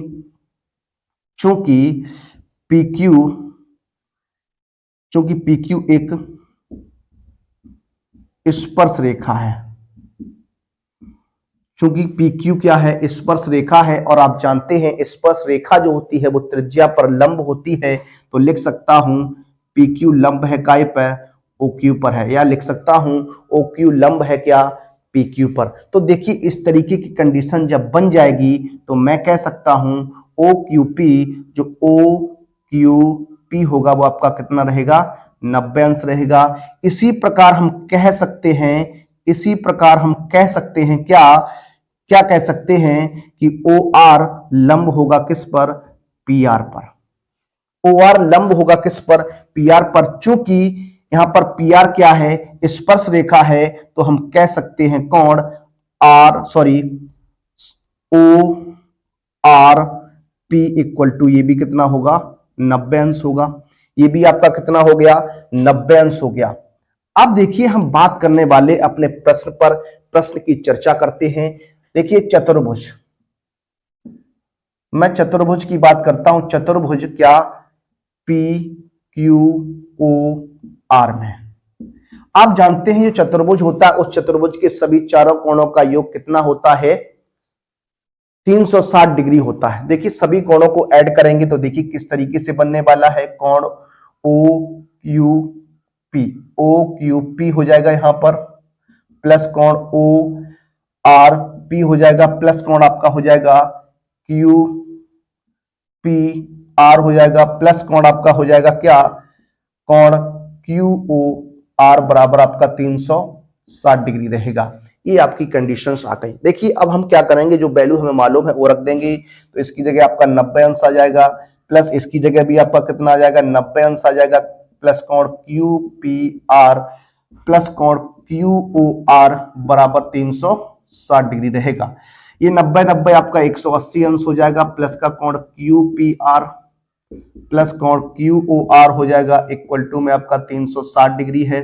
इन्हें उधर भेजेंगे तो कोण क्यू पी आर प्लस कोण क्यू ओ आर बराबर आपका हो जाएगा 360 अंश माइनस का 180 अंश हो जाएगा। तो कोण क्यू पी आर प्लस कोण Q O R equal to आपका होगा 180 अंश। देखिए दोनों कोणों का योग जो है वो आपका 180 अंश हो गया, यानी कह सकता हूं दोनों कोण एक दूसरे के क्या है, संपूरक हैं। तो लिखेंगे अतः कोण क्यू पी आर कोण क्यू ओ आर का संपूरक कोण है, ये रहेगा। देखिए ये भी प्रश्न बहुत ही अच्छा था। आइए देखते हैं अपनी इस हेडिंग का अंतिम प्रश्न, देखिए क्या है। आइए इस प्रश्न पर चर्चा करते हैं। अगला प्रश्न आपका, एक थैले में 3 लाल और 5 काली गेंदें हैं। इस थैले में यादृच्छा एक गेंद निकाली जाती है। इसकी प्रायिकता क्या है कि गेंद लाल है, लाल नहीं है, काली है। देखिए इस प्रश्न को हल करते हैं। ये भी आपका प्रायिकता से संबंधित सवाल है। बात करता हूं लाल गेंद की, तो लाल गेंद जो है आपके पास कितनी है, 3 है। काली गेंद की बात करता हूं तो काली गेंद जो आपके पास है वो आपकी कितनी है, काली गेंद जो आपके पास कितनी है, 5 है। थैले में कुल गेंद की बात करें तो आपकी 8 हो जाएंगी। कितनी हो जाएंगी, 8 हो जाएंगी। बात करता हूं नंबर पॉइंट फर्स्ट की, लाल गेंद होने की आपसे क्या पूछ रहा है, प्रायिकता पूछ रहा है। लाल गेंद होने की प्रायिकता क्या हो जाएगी। देखिए आउटकम्स जो हमें चाहिए वो आपका आ जाएगा नंबर ऑफ आउटकम्स और नंबर ऑफ टोटल जो भी होता है वो हो जाता है। तो लाल गेंद होने की प्रायिकता 3 बटे आपकी कितनी हो जाएगी, 8 हो जाएगी। सेकंड नंबर की बात करता हूं, लाल गेंद न होने की प्रायिकता, न होने की क्या प्रायिकता की बात करेंगे तो लाल गेंद नहीं होगी मतलब काली होगी। या फिर आप क्या करें, 1 में से इसे घटा के लिख दें तो क्या हो जाएगा, 8 माइनस 3 बटे 8 यानी कितना हो जाएगा, 5 बटे 8 हो जाएगा। नंबर थर्ड की बात करने वाले तो नंबर थर्ड क्या बन जाएगा, काली गेंद होने की प्रायिकता, काली गेंद होने की प्रायिकता की बात करते हैं तो काली गेंद होने की प्रायिकता कितनी हो जाएगी आपकी, 5 बटे 8 हो जाएगी। ये इस प्रश्न का राइट आंसर रहेगा। आइए देखते हैं अपनी इस हेडिंग का अंतिम प्रश्न क्या है। देखिए आपका अगला प्रश्न क्या है। अगला प्रश्न बहुत ही अच्छा प्रश्न है आपका, सांख्यिकी से ये क्वेश्चन बनने वाला है और आपका अच्छा प्रश्न है। लिखा हुआ है क्या, नीचे दिए हुए बंटन का माध्यक जो है 28.5 है। यदि बारंबारताओं का योग आपका दिया है 60 हो तो x और y का मान ज्ञात कीजिए। देखिए आपको एक सारणी बनी हुई है, उसमें आपको क्या करना, x और y का मान ज्ञात करना। अचर जो संख्याएं हैं x और y, उसमें हमें अज्ञात राशियों का जो है मान ज्ञात करना है। देखिए हमने इस तरीके से एक सारणी बनानी है। वर्ग अंतराल आपको दिया गया था, बारंबारता आपको दी गई थी, संचयी बारंबारता आपको बनानी है। तो देखिए संचयी बारंबारता बनाने का क्रम क्या होता है, सही से देखिए जो फर्स्ट नंबर पे है उसको हम लिख देंगे। फिर आपको क्या करना है, इस 5 में इस x को जोड़ देंगे तो ये आपका 5 प्लस x हो जाएगा। 5 में 20 को जोड़ेंगे तो ये 25 प्लस x हो जाएगा। 25 में 15 जोड़ेंगे तो ये 40 प्लस x हो जाएगा और ये से जोड़ेंगे तो ये 40 प्लस x प्लस y हो जाएगा और जब जोड़ेंगे तो ये 45 प्लस x प्लस कितना हो जाएगा, y हो जाएगा। देखिए अब आपसे बात करने वाला हूं, सबसे पहले मैं बात करता हूं बारंबारताओं का योग। ये आपको 60 दिया गया, कितना दिया गया, 60 दिया गया। जब आप इन सभी को ऐड करेंगे तो आपका आएगा 45 प्लस x प्लस y बराबर आपका 60 हो जाएगा, या x प्लस y बराबर 60 माइनस 45 बन जाएगा। तो ये x प्लस y बराबर आपका कितना रहेगा, 15 रहेगा। इसे हम समीकरण नंबर 1 मान लेते हैं। अब देखिए हम बात करते हैं आपसे माध्यिका की।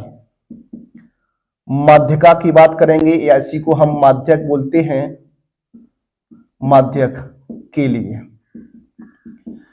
अब देखिए जो आपका n है यानी पदों की संख्या की बात करता हूं तो पदों की जो संख्या है आपकी वो कितनी है, n बराबर 60 बटे यहां 2 करेंगे तो आपका कितना आएगा, 30 आएगा। कितना आएगा, 30 आएगा।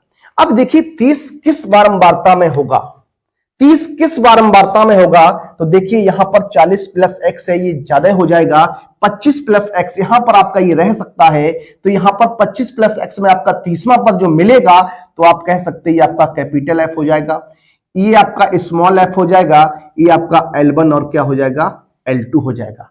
अब बात करिए, देखिए यहां आपका जो कैपिटल F है वो आपका 5 प्लस x रहने वाला है, स्मॉल f जो है वो आपका 20 हो जाएगा और L1 आपका कितना होगा, 20 हो जाएगा और L2 आपका कितना हो जाएगा, 30 हो जाएगा।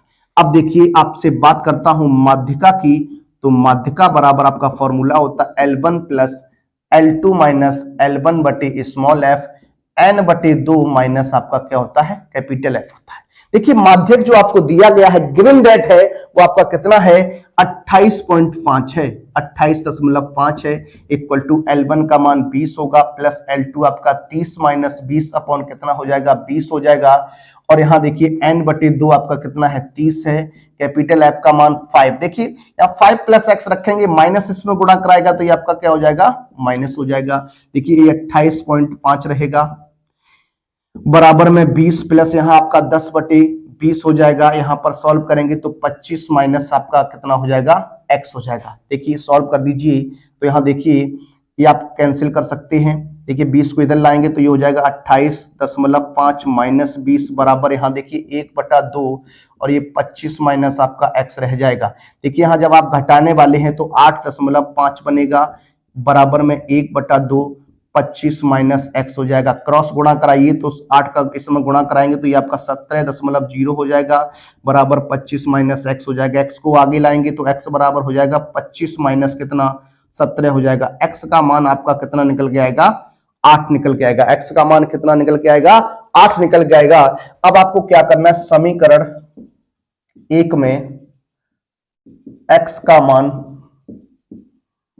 रखने पर, समीकरण 1 में हम x का मान रख देंगे तो देखिए क्या है, x प्लस वाई बराबर आपका 15 रहने वाला है। x का मान आपने 8 निकाल लिया तो 8 प्लस वाई बराबर आपका 15 हो जाएगा। y बराबर 15 माइनस 8 हो जाएगा। y बराबर आपका कितना हो जाएगा, 7 हो जाएगा। ये इस प्रश्न का राइट आंसर रहेगा। आइए देखते हैं अपने अगली हेडिंग को, आइए शुरू करेंगे अपनी अगली हेडिंग को। अब जो क्वेश्चंस हमारे रहने वाले हैं वो प्रत्येक क्वेश्चन आपका 6 नंबर में रहने वाला है। देखिए आपको 6 नंबर के 6 क्वेश्चंस दिए जाते हैं, आपको 6 नंबर के 6 क्वेश्चंस दिए जाते हैं जिसमें से आपको 3 प्रश्नों को हल करना होता है। आइए उन प्रश्नों पर चर्चा करेंगे, तो आइए देखते हैं। अगला प्रश्न आपका तीसरा प्रश्न रहने वाला है और अब हमारे क्वेश्चंस जो हैं वो आपके लॉन्ग क्वेश्चन शुरू हो रहे हैं। 6 नंबर का क्वेश्चंस आपका होगा। देखिए पहला प्रश्न क्या है, लिखा हुआ है 2 अंकों की एक संख्या एवं उसके अंकों को पलटने से बनी संख्या का योग 66 है। यदि संख्या के अंकों का अंतर 2 है तो संख्या फाइंड आउट करिए। देखिए आइए इस प्रश्न को सॉल्व करते हैं। बहुत ही अच्छा प्रश्न आपका रहने वाला है। यहां पर मान लेंगे, माना दाही का अंक आपका जो होगा वो आपका कितना हो जाएगा, x मान लेता हूं। इकाई का अंक जो रहने वाला है वो आपका y हो जाएगा। अब मैं बात करता हूं आपकी संख्या की, तो संख्या आपकी बन जाएगी 10x प्लस क्या बन जाएगी, y बन जाएगी। 10x प्लस y बन जाएगी। अब देखिए संख्या के अंकों को पलटने से बनी संख्या। जब देखिए आप संख्या के अंकों को पलट देंगे, मैं कहना चाहता हूं आपसे कि जो इकाई का अंक आपने माना उसको आप दहाई का कर दीजिए, जो आपने दहाई का माना उसको इकाई का कर दीजिए। तो देखिए जब ये यहां बदल जाएंगे तो क्या हो जाएगा, जो संख्या बनेगी वो 10y प्लस क्या बन जाएगी, x बन जाएगी। अब देखिए फर्स्ट कंडीशन की ये बात थी, ये फर्स्ट कंडीशन आपकी फर्स्ट शर्त की बात थी। तो देखिए क्या कहा, उस संख्या और संख्या के अंकों को बदलने पर बनी संख्या का जो योग है आपका वो कितना है, 66 है। तो देखिए ये इस तरीके से बन जाएगा, ये आपका हो जाएगा 66। 10x और 1x मिलकर आपका 11x हो जाएगा, 10y और 1y मिलकर 11y हो जाएगा, बराबर में 66 हो जाएगा। 11 कॉमन लेंगे तो x प्लस y बराबर आपका कितना रहेगा, 66 रहेगा। इससे कैंसिल करेंगे 6 बार तो x प्लस y का मान जो रहेगा वो आपका कितना रहेगा, 6 रहेगा। ये इक्वेशन नंबर 1 होगी। अब बात करता हूं आपसे इस प्रश्न में जो सेकंड शर्त है, वो शर्त क्या है। लिखा हुआ है कि अंकों का जो अंतर है वो आपका कितना है, 2 है। क्या लिखा हुआ है, अंकों का अंतर बराबर कितना है, 2। तो देखिए यहां x माइनस वाई बराबर हम 2 लेते हैं तो ये आपका इक्वेशन नंबर 2 कहलाएगी।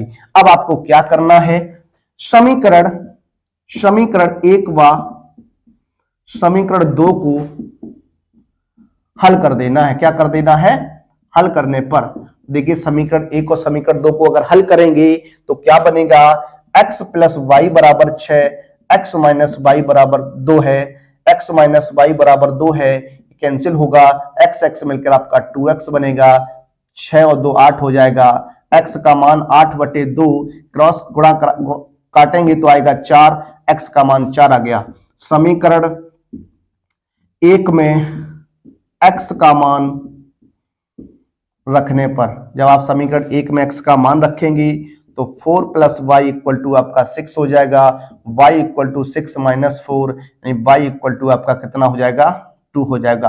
अब हम बात करने वाले हैं संख्या की। तो संख्या आपकी 10x प्लस क्या थी, y थी। तो 10 मल्टीप्लाई 4 प्लस 2 हो जाएगा। तो ये आपका कितना हो जाएगा, देखिए ये आपका हो जाएगा 40 प्लस 2 यानी जो संख्या होगी हमारी क्या होगी, 42 होगी। क्या होगी, 42 रहने वाली है। बहुत ही अच्छा प्रश्न था। आइए देखते हैं अपने अगले प्रश्न को।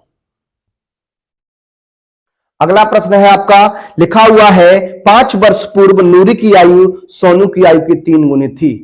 5 वर्ष पूर्व नूरी की आयु सोनू की आयु की 3 गुनी थी। 10 वर्ष पश्चात नूरी की आयु सोनू की आयु की 2 गुनी हो जाएगी। नूरी और सोनू की वर्तमान आयु ज्ञात कीजिए। देखिए मान लेता हूं, यहां पर सॉल्व करेंगे इस प्रश्न को।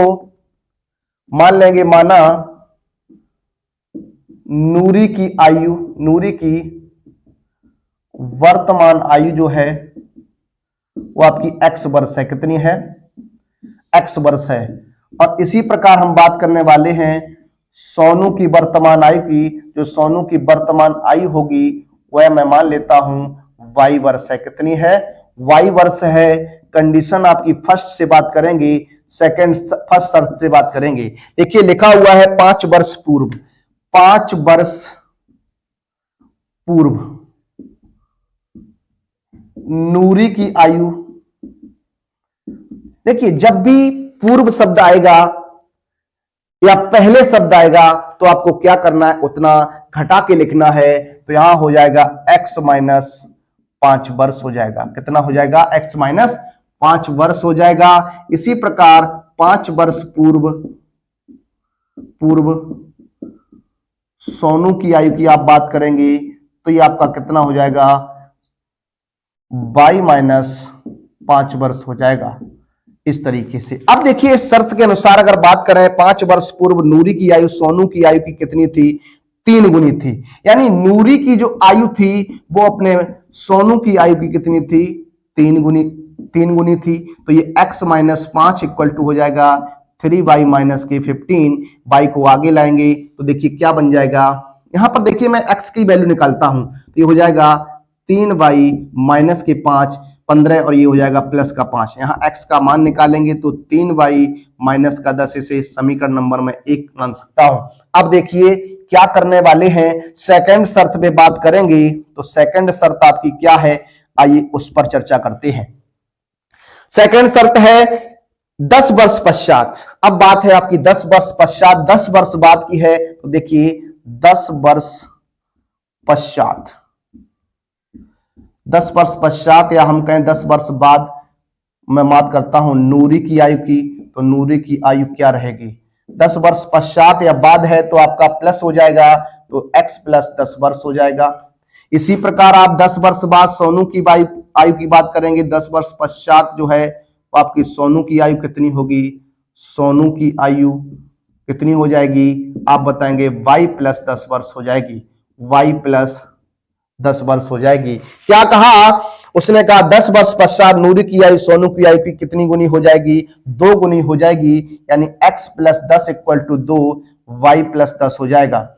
x प्लस 10 इक्वल टू हो जाएगा 2y प्लस के 20। देखिए यहां x बराबर आपका हो जाएगा 2y प्लस 20 माइनस 10, यानी x इक्वल टू हो जाएगा 2y प्लस के 10, ये नंबर आपका 2 हो जाएगा।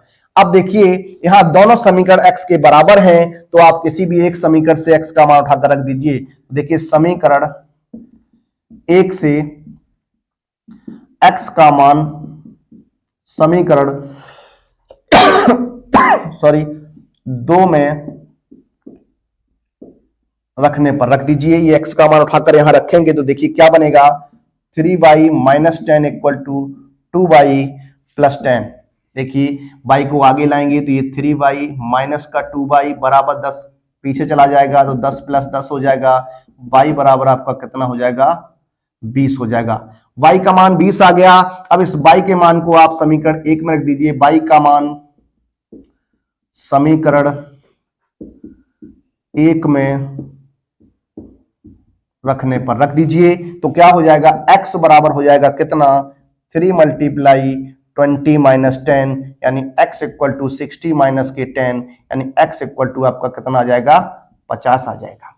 तो देखिए जो नूरी की आयु होगी, नूरी की वर्तमान आयु ये आपकी कितनी हो जाएगी, ये आपकी हो जाएगी 50 वर्ष। कितनी हो जाएगी, 50 वर्ष। और बात करता हूं सोनू की वर्तमान आयु की, तो ये आपकी हो जाएगी 20 वर्ष। कितनी हो जाएगी, 20 वर्ष हो जाएगी।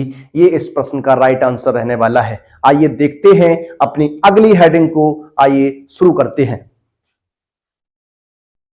आइए बात करते हैं अपने अगले प्रश्न पर। आपका अगला प्रश्न रहने वाला प्रश्न नंबर 4। प्रश्न नंबर 4 की बात करेंगे हम लोग। देखिए प्रश्न नंबर 4 जो है आपका ट्रिग्नोमेट्रिक जो एप्लीकेशन है, हाइट एंड डिस्टेंस का जो पोर्शन है वहां से है। आप देखिएगा इस प्रश्न को, बहुत ही अच्छा प्रश्न रहने वाला है आपकी परीक्षा की दृष्टि से। लिखा हुआ है, एक बहुमंजिल भवन के शिखर से देखने पर एक 8 मीटर ऊंचे भवन के शिखर और तल के अवनमन कोण क्रमशः 30 अंश और 45 अंश है। बहुमंजिल भवन की ऊंचाई और दोनों भवनों के बीच की दूरी ज्ञात कीजिए। आइए इसका डायग्राम बनाते हैं, इसका चित्र बनाते हैं। देखिए ये आपका मैं एक बात कर रहा हूं, ये आपका जो होगा वो आपका एक बहुमंजिल भवन बात कर रहा हूं। ये आपका एक बहुमंजिल भवन है ए बी। एक दूसरा भवन है जिसकी ऊंचाई आपकी दी गई है 8 मीटर है। इन दोनों के बीच की जो दूरी है वो आपकी x मीटर सपोज कर लेता हूं। ये आपका भवन PQ कहलाएगा। इसकी ऊंचाई जो है वो आपकी 8 मीटर है। कितनी है, 8 मीटर है। यहां से यहां तक अगर ये x है तो ये भी यहां पर x होगा। अब देखिए बात करते कंडीशन की। कंडीशन क्या है, लिखा हुआ है एक बहुमंजिल भवन के शिखर से देखने पर एक 8 मीटर ऊंचे भवन के शिखर और तल के अवनमन कोण, यानी मंजिल के भवन के शिखर से देखते हैं तो 8 मीटर ऊंचे भवन के शिखर का उन्नयन कोण आपका 30 अंश हो जाता है। कितना होता है, और यहाँ पर जो आपका तल के साथ बनता है वो आपका 45 डिग्री बनता है। दोनों के दोनों अवनमन कोण हैं, तो आप यहाँ इस तरीके से इनको दिखा सकते हैं। अच्छी प्रकार से आप इन प्रश्नों को हल कर सकते हैं। देखिए इस तरीके से बनेगा। यहाँ पर भी आपका 8 मीटर हो जाएगा यहाँ से यहाँ तक। ये आप बिंदु C मान लेंगे। मान लेता हूं कि जो पूरा बहुमंजिल भवन है इसकी ऊंचाई जो है वो आपकी h मीटर है। कितनी है, h मीटर है। तो देखिए 8 मीटर और h में से घट जाएगा तो ये हो जाएगा h माइनस 8 मीटर हो जाएगा। इतनी दूरी बचेगी। अब देखिए इस प्रश्न को सॉल्व करते हैं। इस प्रश्न को सॉल्व करते हैं, देखिए यहां पर पहले आपको लिख लेना है। यहां मान लेता हूं, माना बहुमंजिल भवन AB की ऊंचाई, बहुमंजिल भवन AB की ऊंचाई h मीटर है। कितनी है, एच मीटर है तथा दोनों भवनों के बीच की दूरी आपकी कितनी है, एक्स मीटर है। कितनी है, एक्स मीटर है। ये है। अब देखिए प्रश्न को हल करने का प्रयास करेंगे मेरे भाई। देखिए समकोण त्रिभुज, समकोण त्रिभुज, समकोण त्रिभुज की बात करते हैं तो A B Q, A B Q में देखिए ए बी क्यू की जब आप बात करेंगे तो देखिए यहां हो जाएगा tan 45 डिग्री, tan 45 बराबर tan में जो कंडीशंस होती है वो आपकी लंब बटे आधार होती है, तो लंब आपका h हो जाएगा, आधार आपका कितना हो जाएगा, x हो जाएगा। यहाँ h बटे आपका x बन जाएगा। tan 45 का मान 1 होता है तो 1 बराबर h बटे x हो जाएगा, या कह सकता हूं x बराबर आपका h हो जाएगा। ये नंबर 1 हो जाएगा। कितना हो जाएगा, नंबर 1 कंडीशन हो जाएगी। अब देखिए बात करने वाला हूं समकोण त्रिभुज, समकोण त्रिभुज कौन सा, ACP, ACP में यहां आपका कितना कोण बन रहा है, 30 डिग्री है, तो tan 30 बराबर लंब बटे आधार, यहां लंब आपका h माइनस 8 बटे आधार आपका x ही रहेगा। आप जानते हैं जो tan 30 का मान होता है वो 1/√3 होता है, तो 1/√3 इक्वल टू h माइनस 8 बटे x हो जाएगा। क्रॉस मल्टीप्लाई कराएंगे तो x इक्वल टू हो जाएगा h माइनस 8 मल्टीप्लाई √3 हो जाएगा। देखिए x का मान रखेंगे, x का मान रखने पर समीकरण 1 से, समीकरण 1 से x का मान रखेंगे तो x बराबर h है, तो यहां h आ जाएगा, h बराबर हो जाएगा √3h माइनस 8 √3 हो जाएगा। देखिए पक्षांतर करने वाले हैं तो देखिए ये इधर आएगा तो पॉजिटिव हो जाएगा, इसको उधर ले जाएंगे तो लिख सकते हैं √3h minus h equal to 8 √3 हो जाएगा। यहां से h कॉमन ले लेंगे तो h यहां हो जाएगा √3 माइनस 1 इक्वल टू 8 √3। यहाँ h बराबर आपका होगा 8 √3 बटे √3 माइनस 1। परमीकरण कर दीजिए, जब आप परमीकरण करेंगे तो √3 प्लस 1 का गुणा करेंगे अंश और हर में, ये हो जाएगा 8, ब्रैकेट में गुणा कराएंगे √3 का, ये 3 प्लस √3 हो जाएगा, अपॉन यहाँ √3 का वर्ग माइनस 1 का वर्ग हो जाएगा, तो ये हो जाएगा 3 माइनस 1 यानी 8 ब्रैकेट 3 प्लस √3 बटे आपका 2 होगा। इसे कैंसिल करेंगे 4 बार, तो h का जो मान रहेगा वो 43 प्लस √3 ये आपका मीटर रहने वाला है। देखिए आप यहाँ √3 का मान रख सकते हैं 1.732 और इसका आंसर और बन सकता है। देखिए इस h के मान को समीकरण 1 में रख दीजिए, समीकरण 1 से तो x बराबर आपका h है, तो ये हो जाएगा 4 ब्रैकेट 3 प्लस √3 मीटर। देखिए जो बहुमंजिल भवन की ऊंचाई है, बहुमंजिल भवन की ऊंचाई जो है वो आपकी हो गई 4, 3 प्लस √3 मीटर इस तरीके से। और दोनों भवनों के बीच की दूरी, दोनों भवनों के बीच की दूरी जो हो गई वो भी आपकी हो गई 4 ब्रैकेट 3 √3 मीटर। ये रहेगा इस प्रश्न का राइट आंसर। देखते हैं अपने अगले प्रश्न को, आइए देखते हैं।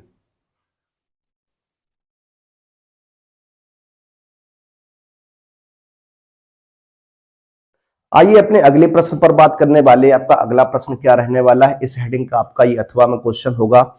देखिए लिखा हुआ, भूमि के एक बिंदु P से एक 10 मीटर ऊंचे भवन के शिखर का उन्नयन कोण 30 अंश है। भवन के शिखर पर एक ध्वज को लहराया गया है और P से ध्वज के शिखर का उन्नयन कोण 45 अंश है। ध्वज दंड की लंबाई और बिंदु P से भवन की दूरी ज्ञात कीजिए।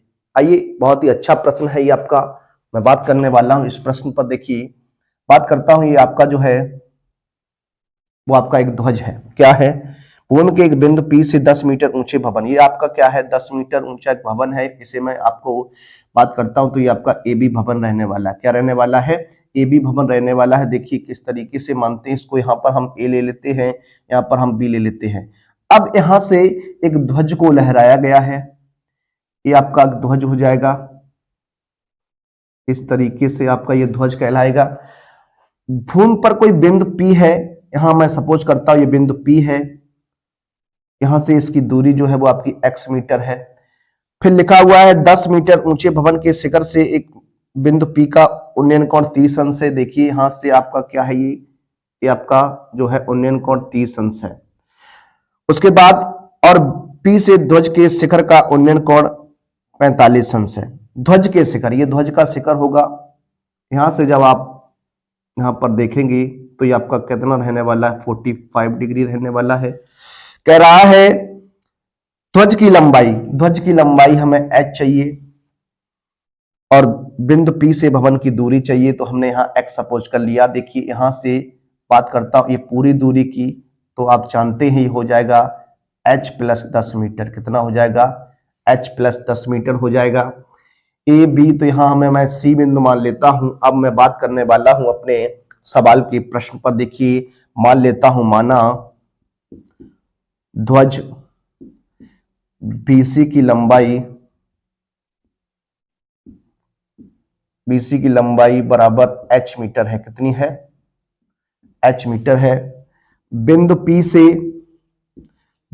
P से भवन की दूरी आपकी x मीटर है। कितनी है, x मीटर है, ये रहने वाली है। अब आप बात करने वाले हैं, देखिए एक एक कोण को लेने की बात करते हैं। तो सबसे पहले मैं बात करूंगा समकोण त्रिभुज PAB में। जब आप PAB की बात करेंगे, यहां tan 30 बन जाएगा, तो tan 30 बराबर आपका हो जाएगा क्या, लंब बटे आधार, तो ये हो जाएगा 10 बटे x हो जाएगा, 10 बटे x हो जाएगा। 1/√3 इक्वल टू 10 बटे x होगा, क्रॉस गुणा कराएंगे तो x बराबर 10√3 हो जाएगा। देखिए आपको यहां दिया गया है, चूंकि √3 बराबर 1.732 दिया गया है, 1.732 दिया गया है, तो देखिए क्या बन जाएगा, x बराबर 10 मल्टीप्लाई 1.732, जब आप गुणा कराएंगे तो हो जाएगा 17.32 मीटर। तो दोनों बिंदु P से जो भवन की दूरी है वो आपकी 17.32 मीटर है। अब देखिए बात करने वाला हूं अगले समकोण त्रिभुज पर। देखिए समकोण त्रिभुज PAC में, PAC की बात करेंगे तो देखिए क्या बन जाएगा, tan 45 अंश बराबर हो जाएगा। लंब बटे आधार, लंब आपका h प्लस tan हो जाएगा, आधार आपका x रहेगा। अब देखिए tan 45 का मान 1 होता है, h प्लस 10 हो जाएगा, अपॉन में x ही रहेगा, क्रॉस गुणा कराएंगे तो h plus 10 equal to x हो जाएगा। x का मान रखने पर आप x का मान रखेंगे तो h plus 10 equal to x का मान आया आपका 17.32, h इक्वल टू हो जाएगा 17.32 माइनस 10 घटा देंगे, लेस करेंगे तो कितना बनेगा, ये आपका 7.32 मीटर बन जाएगा। देखिए ये इस प्रश्न का राइट आंसर रहेगा। तो देखिए क्या हुआ, ध्वज की जो लंबाई है, ध्वज की लंबाई जी आपकी आ गई 7.32 मीटर, और बिंदु P से भवन की दूरी, बिंदु P से भवन की दूरी जो आपकी आ गई वो 17.32 मीटर आ गई। देखिए ये इस प्रश्न का राइट आंसर था। आइए इस मॉडल पेपर 4 का अंतिम क्वेश्चंस जो आपका है उसको हम देखने वाले हैं। अच्छा प्रश्न रहने वाला है, यहां से भी आपके 2 प्रश्न दिए होते हैं और 1 प्रश्न आपको करना होता है। आइए उस प्रश्न को हल करने का प्रयास करेंगे, आइए उसको सॉल्व करते हैं। देखिए आपका अगला प्रश्न है, क्या है अगला प्रश्न, देखिए लिखा हुआ है एक बर्तन एक उल्टे शंख के आकार का है। एक बर्तन है जो उल्टे शंख के आकार का है, इसकी ऊंचाई 8 सेंटीमीटर है। कितनी है, 8 सेंटीमीटर है। इसके ऊपरी जो खुला हुआ है सिरे की त्रिज्या 5 सेंटीमीटर है। यह ऊपर तक पानी से भरा है। जब इस बर्तन में शीशे की कुछ गोलियां इसमें, जिनमें प्रत्येक 0.5 सेंटीमीटर त्रिज्या वाला एक गोला है, डाली जाती हैं, इसमें से भरे हुए पानी का 1/4 भाग बाहर निकल जाता है। बर्तन में डाली गई शीशे की गोलियों की संख्या ज्ञात कीजिए। देखिए इस जो शंकु है, इस शंकु की जो पूरी ऊंचाई है आपकी, वो आपको दी गई है, कितनी है? 8 मीटर है। इसकी रेडियस जो है, त्रिज्या, वो आपको 5 सेंटीमीटर दी गई है। हम बात करते हैं शंकु में पानी का आयतन। देखिए शंकु की त्रिज्या ये आपकी r बराबर 5 सेंटीमीटर है, ऊंचाई आपकी कितनी है? 8 सेंटीमीटर है। मैं बात करता हूं शंकु में पानी की मात्रा, ये हो जाएगा शंकु का आयतन। पानी की मात्रा जो होगी वो शंकु का क्या बन जाएगी? आयतन बन जाएगी। तो देखिए शंकु आयतन होता है 1/3 पाई r स्क्वायर h होता है। मान रख दीजिए 1/3 पाई को पाई रखेंगे, r का मान 5 गुणा 5 हो जाएगा, h का मान आपका 8 है। देखिए 55 25 8 200, ये हो जाएगा 200 पाई बटे कितना? 3 सेंटीमीटर क्यूब हो जाएगा। 3 सेंटीमीटर क्यूब हो जाएगा। अब देखिए मैं बात करता हूं गोले के लिए, गोली के लिए यहां r का मान जो आपको दिया गया है वो 0.5 सेंटीमीटर दिया गया, 0.5 सेंटीमीटर दिया गया है। अब मैं बात करता हूं एक गोली का आयतन, एक गोली का आयतन, ये हो जाएगा आपका 4/3 पाई r क्यूब, 4/3 पाई r क्यूब हो जाएगा। देखिए यहाँ 4/3 पाई को पाई रखेंगे, r की जगह रख देंगे 0.5 का क्यूब। जब इसे आप सॉल्व करेंगे तो देखिए क्या बन जाएगा, यहाँ गुणा करेंगे तो आएगा 1.52, इसे आप सॉल्व करेंगे तो दशमलव हटाएंगे तो 0 बढ़ जाएगा। 125 चौकू, सॉरी ये हो जाएगा आपका कितना? 8 बार कैंसिल हो जाएगा। कितना हो जाएगा? 8 बार कैंसिल होगा, 4 से काटेंगे से 4 दूनी 8, तो बन जाएगा 1/6 पाई सेंटीमीटर क्यूब बन जाएगा। एक गोली का जो आयतन है वो आपका 1/6 पाई सेंटीमीटर क्यूब है। अब चूंकि कंडीशन क्या है, मैं मान लेता हूं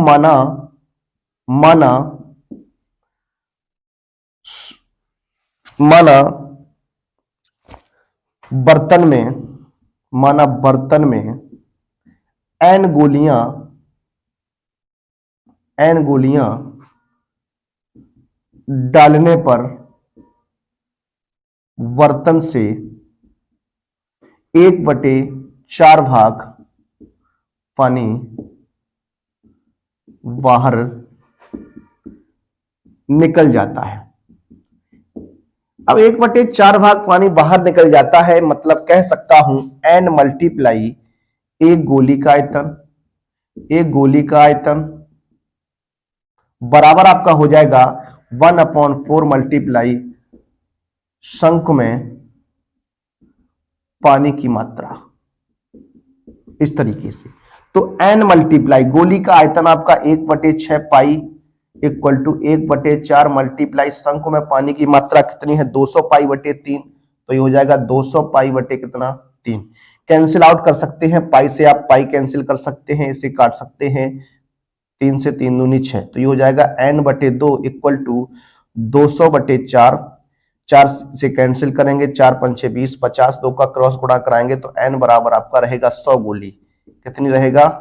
देखिए इस प्रश्न का जो राइट आंसर रहेगा वो n बराबर 100 गोली, यानी शंक्वाकार बर्तन में जब आप 100 गोलियां डालेंगे तो जो बर्तन में पानी है उसका 1/4 भाग जो है वो बाहर निकल जाएगा। और ये बहुत ही अच्छा प्रश्न है आपके बोर्ड एग्जाम में, ये बोर्ड प्रदर्श पेपर का प्रश्न है।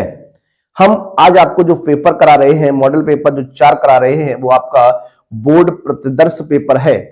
आप इस पेपर को लगातार देखिए, 1-2 बार इसका रिवीजन करिए, इसी प्रकार के क्वेश्चंस आपके एग्जाम में बनेंगे और ये 100% मैं कह सकता हूं। आइए देखते हैं आज का अपना अंतिम प्रश्न, इस मॉडल पेपर का आपका लास्ट प्रश्न रहने वाला है। आइए उस प्रश्न को हल करते हैं और इस मॉडल पेपर को समाप्त करने का प्रयास करेंगे। आइए देखते हैं अपने अंतिम प्रश्न को। आइए अपने अंतिम प्रश्न को हल करते आपका अंतिम प्रश्न क्या रहने वाला है।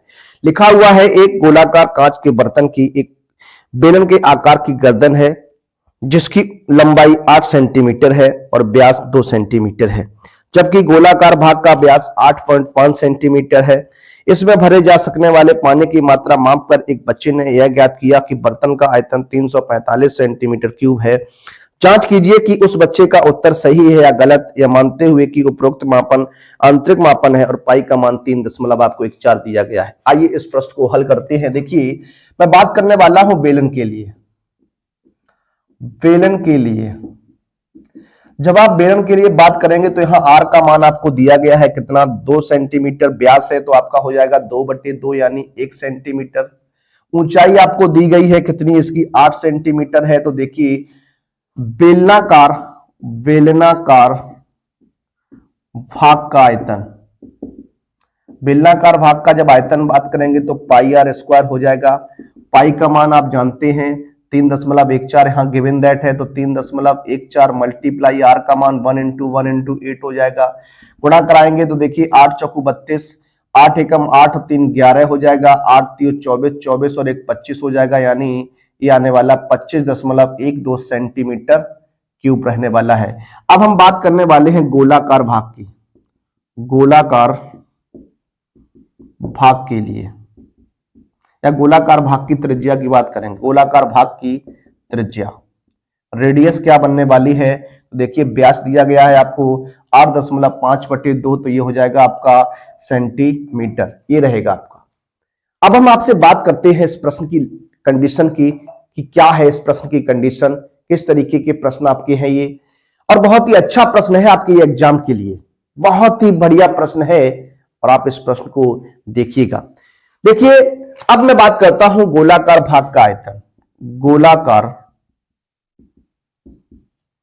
भाग का आयतन ये आपका हो जाएगा 4/3 पाई आर क्यूब। यहां देखिए 4/3 पाई का मान आप जानते हैं 3.14, आर का मान 8.5/2 हो जाएगा, मल्टीप्लाई 8.5/2 मल्टीप्लाई 8.5/2। इस तरीके से आप सॉल्व करेंगे। यहां इसे कैंसिल कर सकता हूं, आपका 4 ये कैंसिल हो जाएगा, 2 दूनी 4, 2 दूनी 4, और इसे और काट सकता हूं यहां से। देखिए ये हो जाएगा कितना, 0 पॉइंट नहीं होगा, यहाँ 1.57 हो जाएगा। देखिए क्या बनेगा, 1.57 मल्टीप्लाई 8.5 मल्टीप्लाई 8.5 मल्टीप्लाई 8.5 अपॉन ये आपका कितना हो जाएगा, 3 हो जाएगा। कितना हो जाएगा, 3 हो जाएगा। बहुत ही अच्छी प्रकार से हम इस प्रश्न को देखते हैं। देखिए सभी का मल्टीप्लाई आपको कराना है। जब आप सबका मल्टीप्लाई कराएंगे तो देखिए कितना आने वाला है, देखिए आ जाएगा ये 9,000 सॉरी, देखिए इसका गुणा कराएंगे तो 964 आपका कितना बन जाएगा, ये बन जाएगा आपका कितना, 17,625। 964.17,625 बनेगा अपॉन में आप यहाँ 3 से डिवाइडेशन करेंगे। जब 3 का डिवाइडेशन करेंगे देखिए 3 3 9 हो जाएगा, 3 दूनी 6 हो जाएगा, 3 एकम 3 हो जाएगा, दशमलव लगाएंगे 11 हो गया, 3 3 9, 2 बचेगा, 3 निम 27, 3 दूनी 6, फिर 0 लगाएंगे और 3 8 आपका 24 हो जाएगा। ये आपका सेंटीमीटर क्यूब रहेगा इतना। अब देखिए बर्तन का जो कुल आयतन है, बर्तन का कुल आयतन, जो बर्तन का कुल आयतन होगा वो आपका क्या बन जाएगा, बेलनाकार भाग का आयतन, बेलनाकार भाग का आयतन प्लस गोलाकार भाग का आयतन, प्लस गोलाकार भाग का आयतन। आप दोनों को ऐड कर देंगे तो देखिए आपका कितना आएगा, 25.12 प्लस उसके बाद आपका कितना है 321.39208। जब आप ऐड करेंगे देखिए कितना हो जाएगा, ये आपका 208, 9 2 9 और 2 11 हो जाएगा, 3 और 1 4 और 1 5 हो जाएगा, दशमलव लगाएंगे। यहां देखिए 5 और 1 6 हो जाएगा, 2 और 2 4 हो जाएगा, और ये आपका 346.51208 सेंटीमीटर क्यूब रहने वाला है। ये इस प्रश्न का राइट आंसर बनेगा। जबकि बच्चे का जो उत्तर है वो आपका 345 सेंटीमीटर क्यूब है। तो हम कह सकते हैं क्या, अर्थात बर्तन में पानी का आयतन या पानी की मात्रा कितना है, 346.51 सेंटीमीटर क्यूब है, इतना होगा। तो लिख सकता हूं, अतः बच्चे द्वारा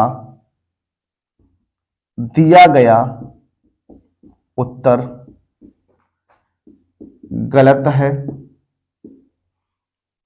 सही उत्तर 346.51 सेंटीमीटर क्यूब होगा।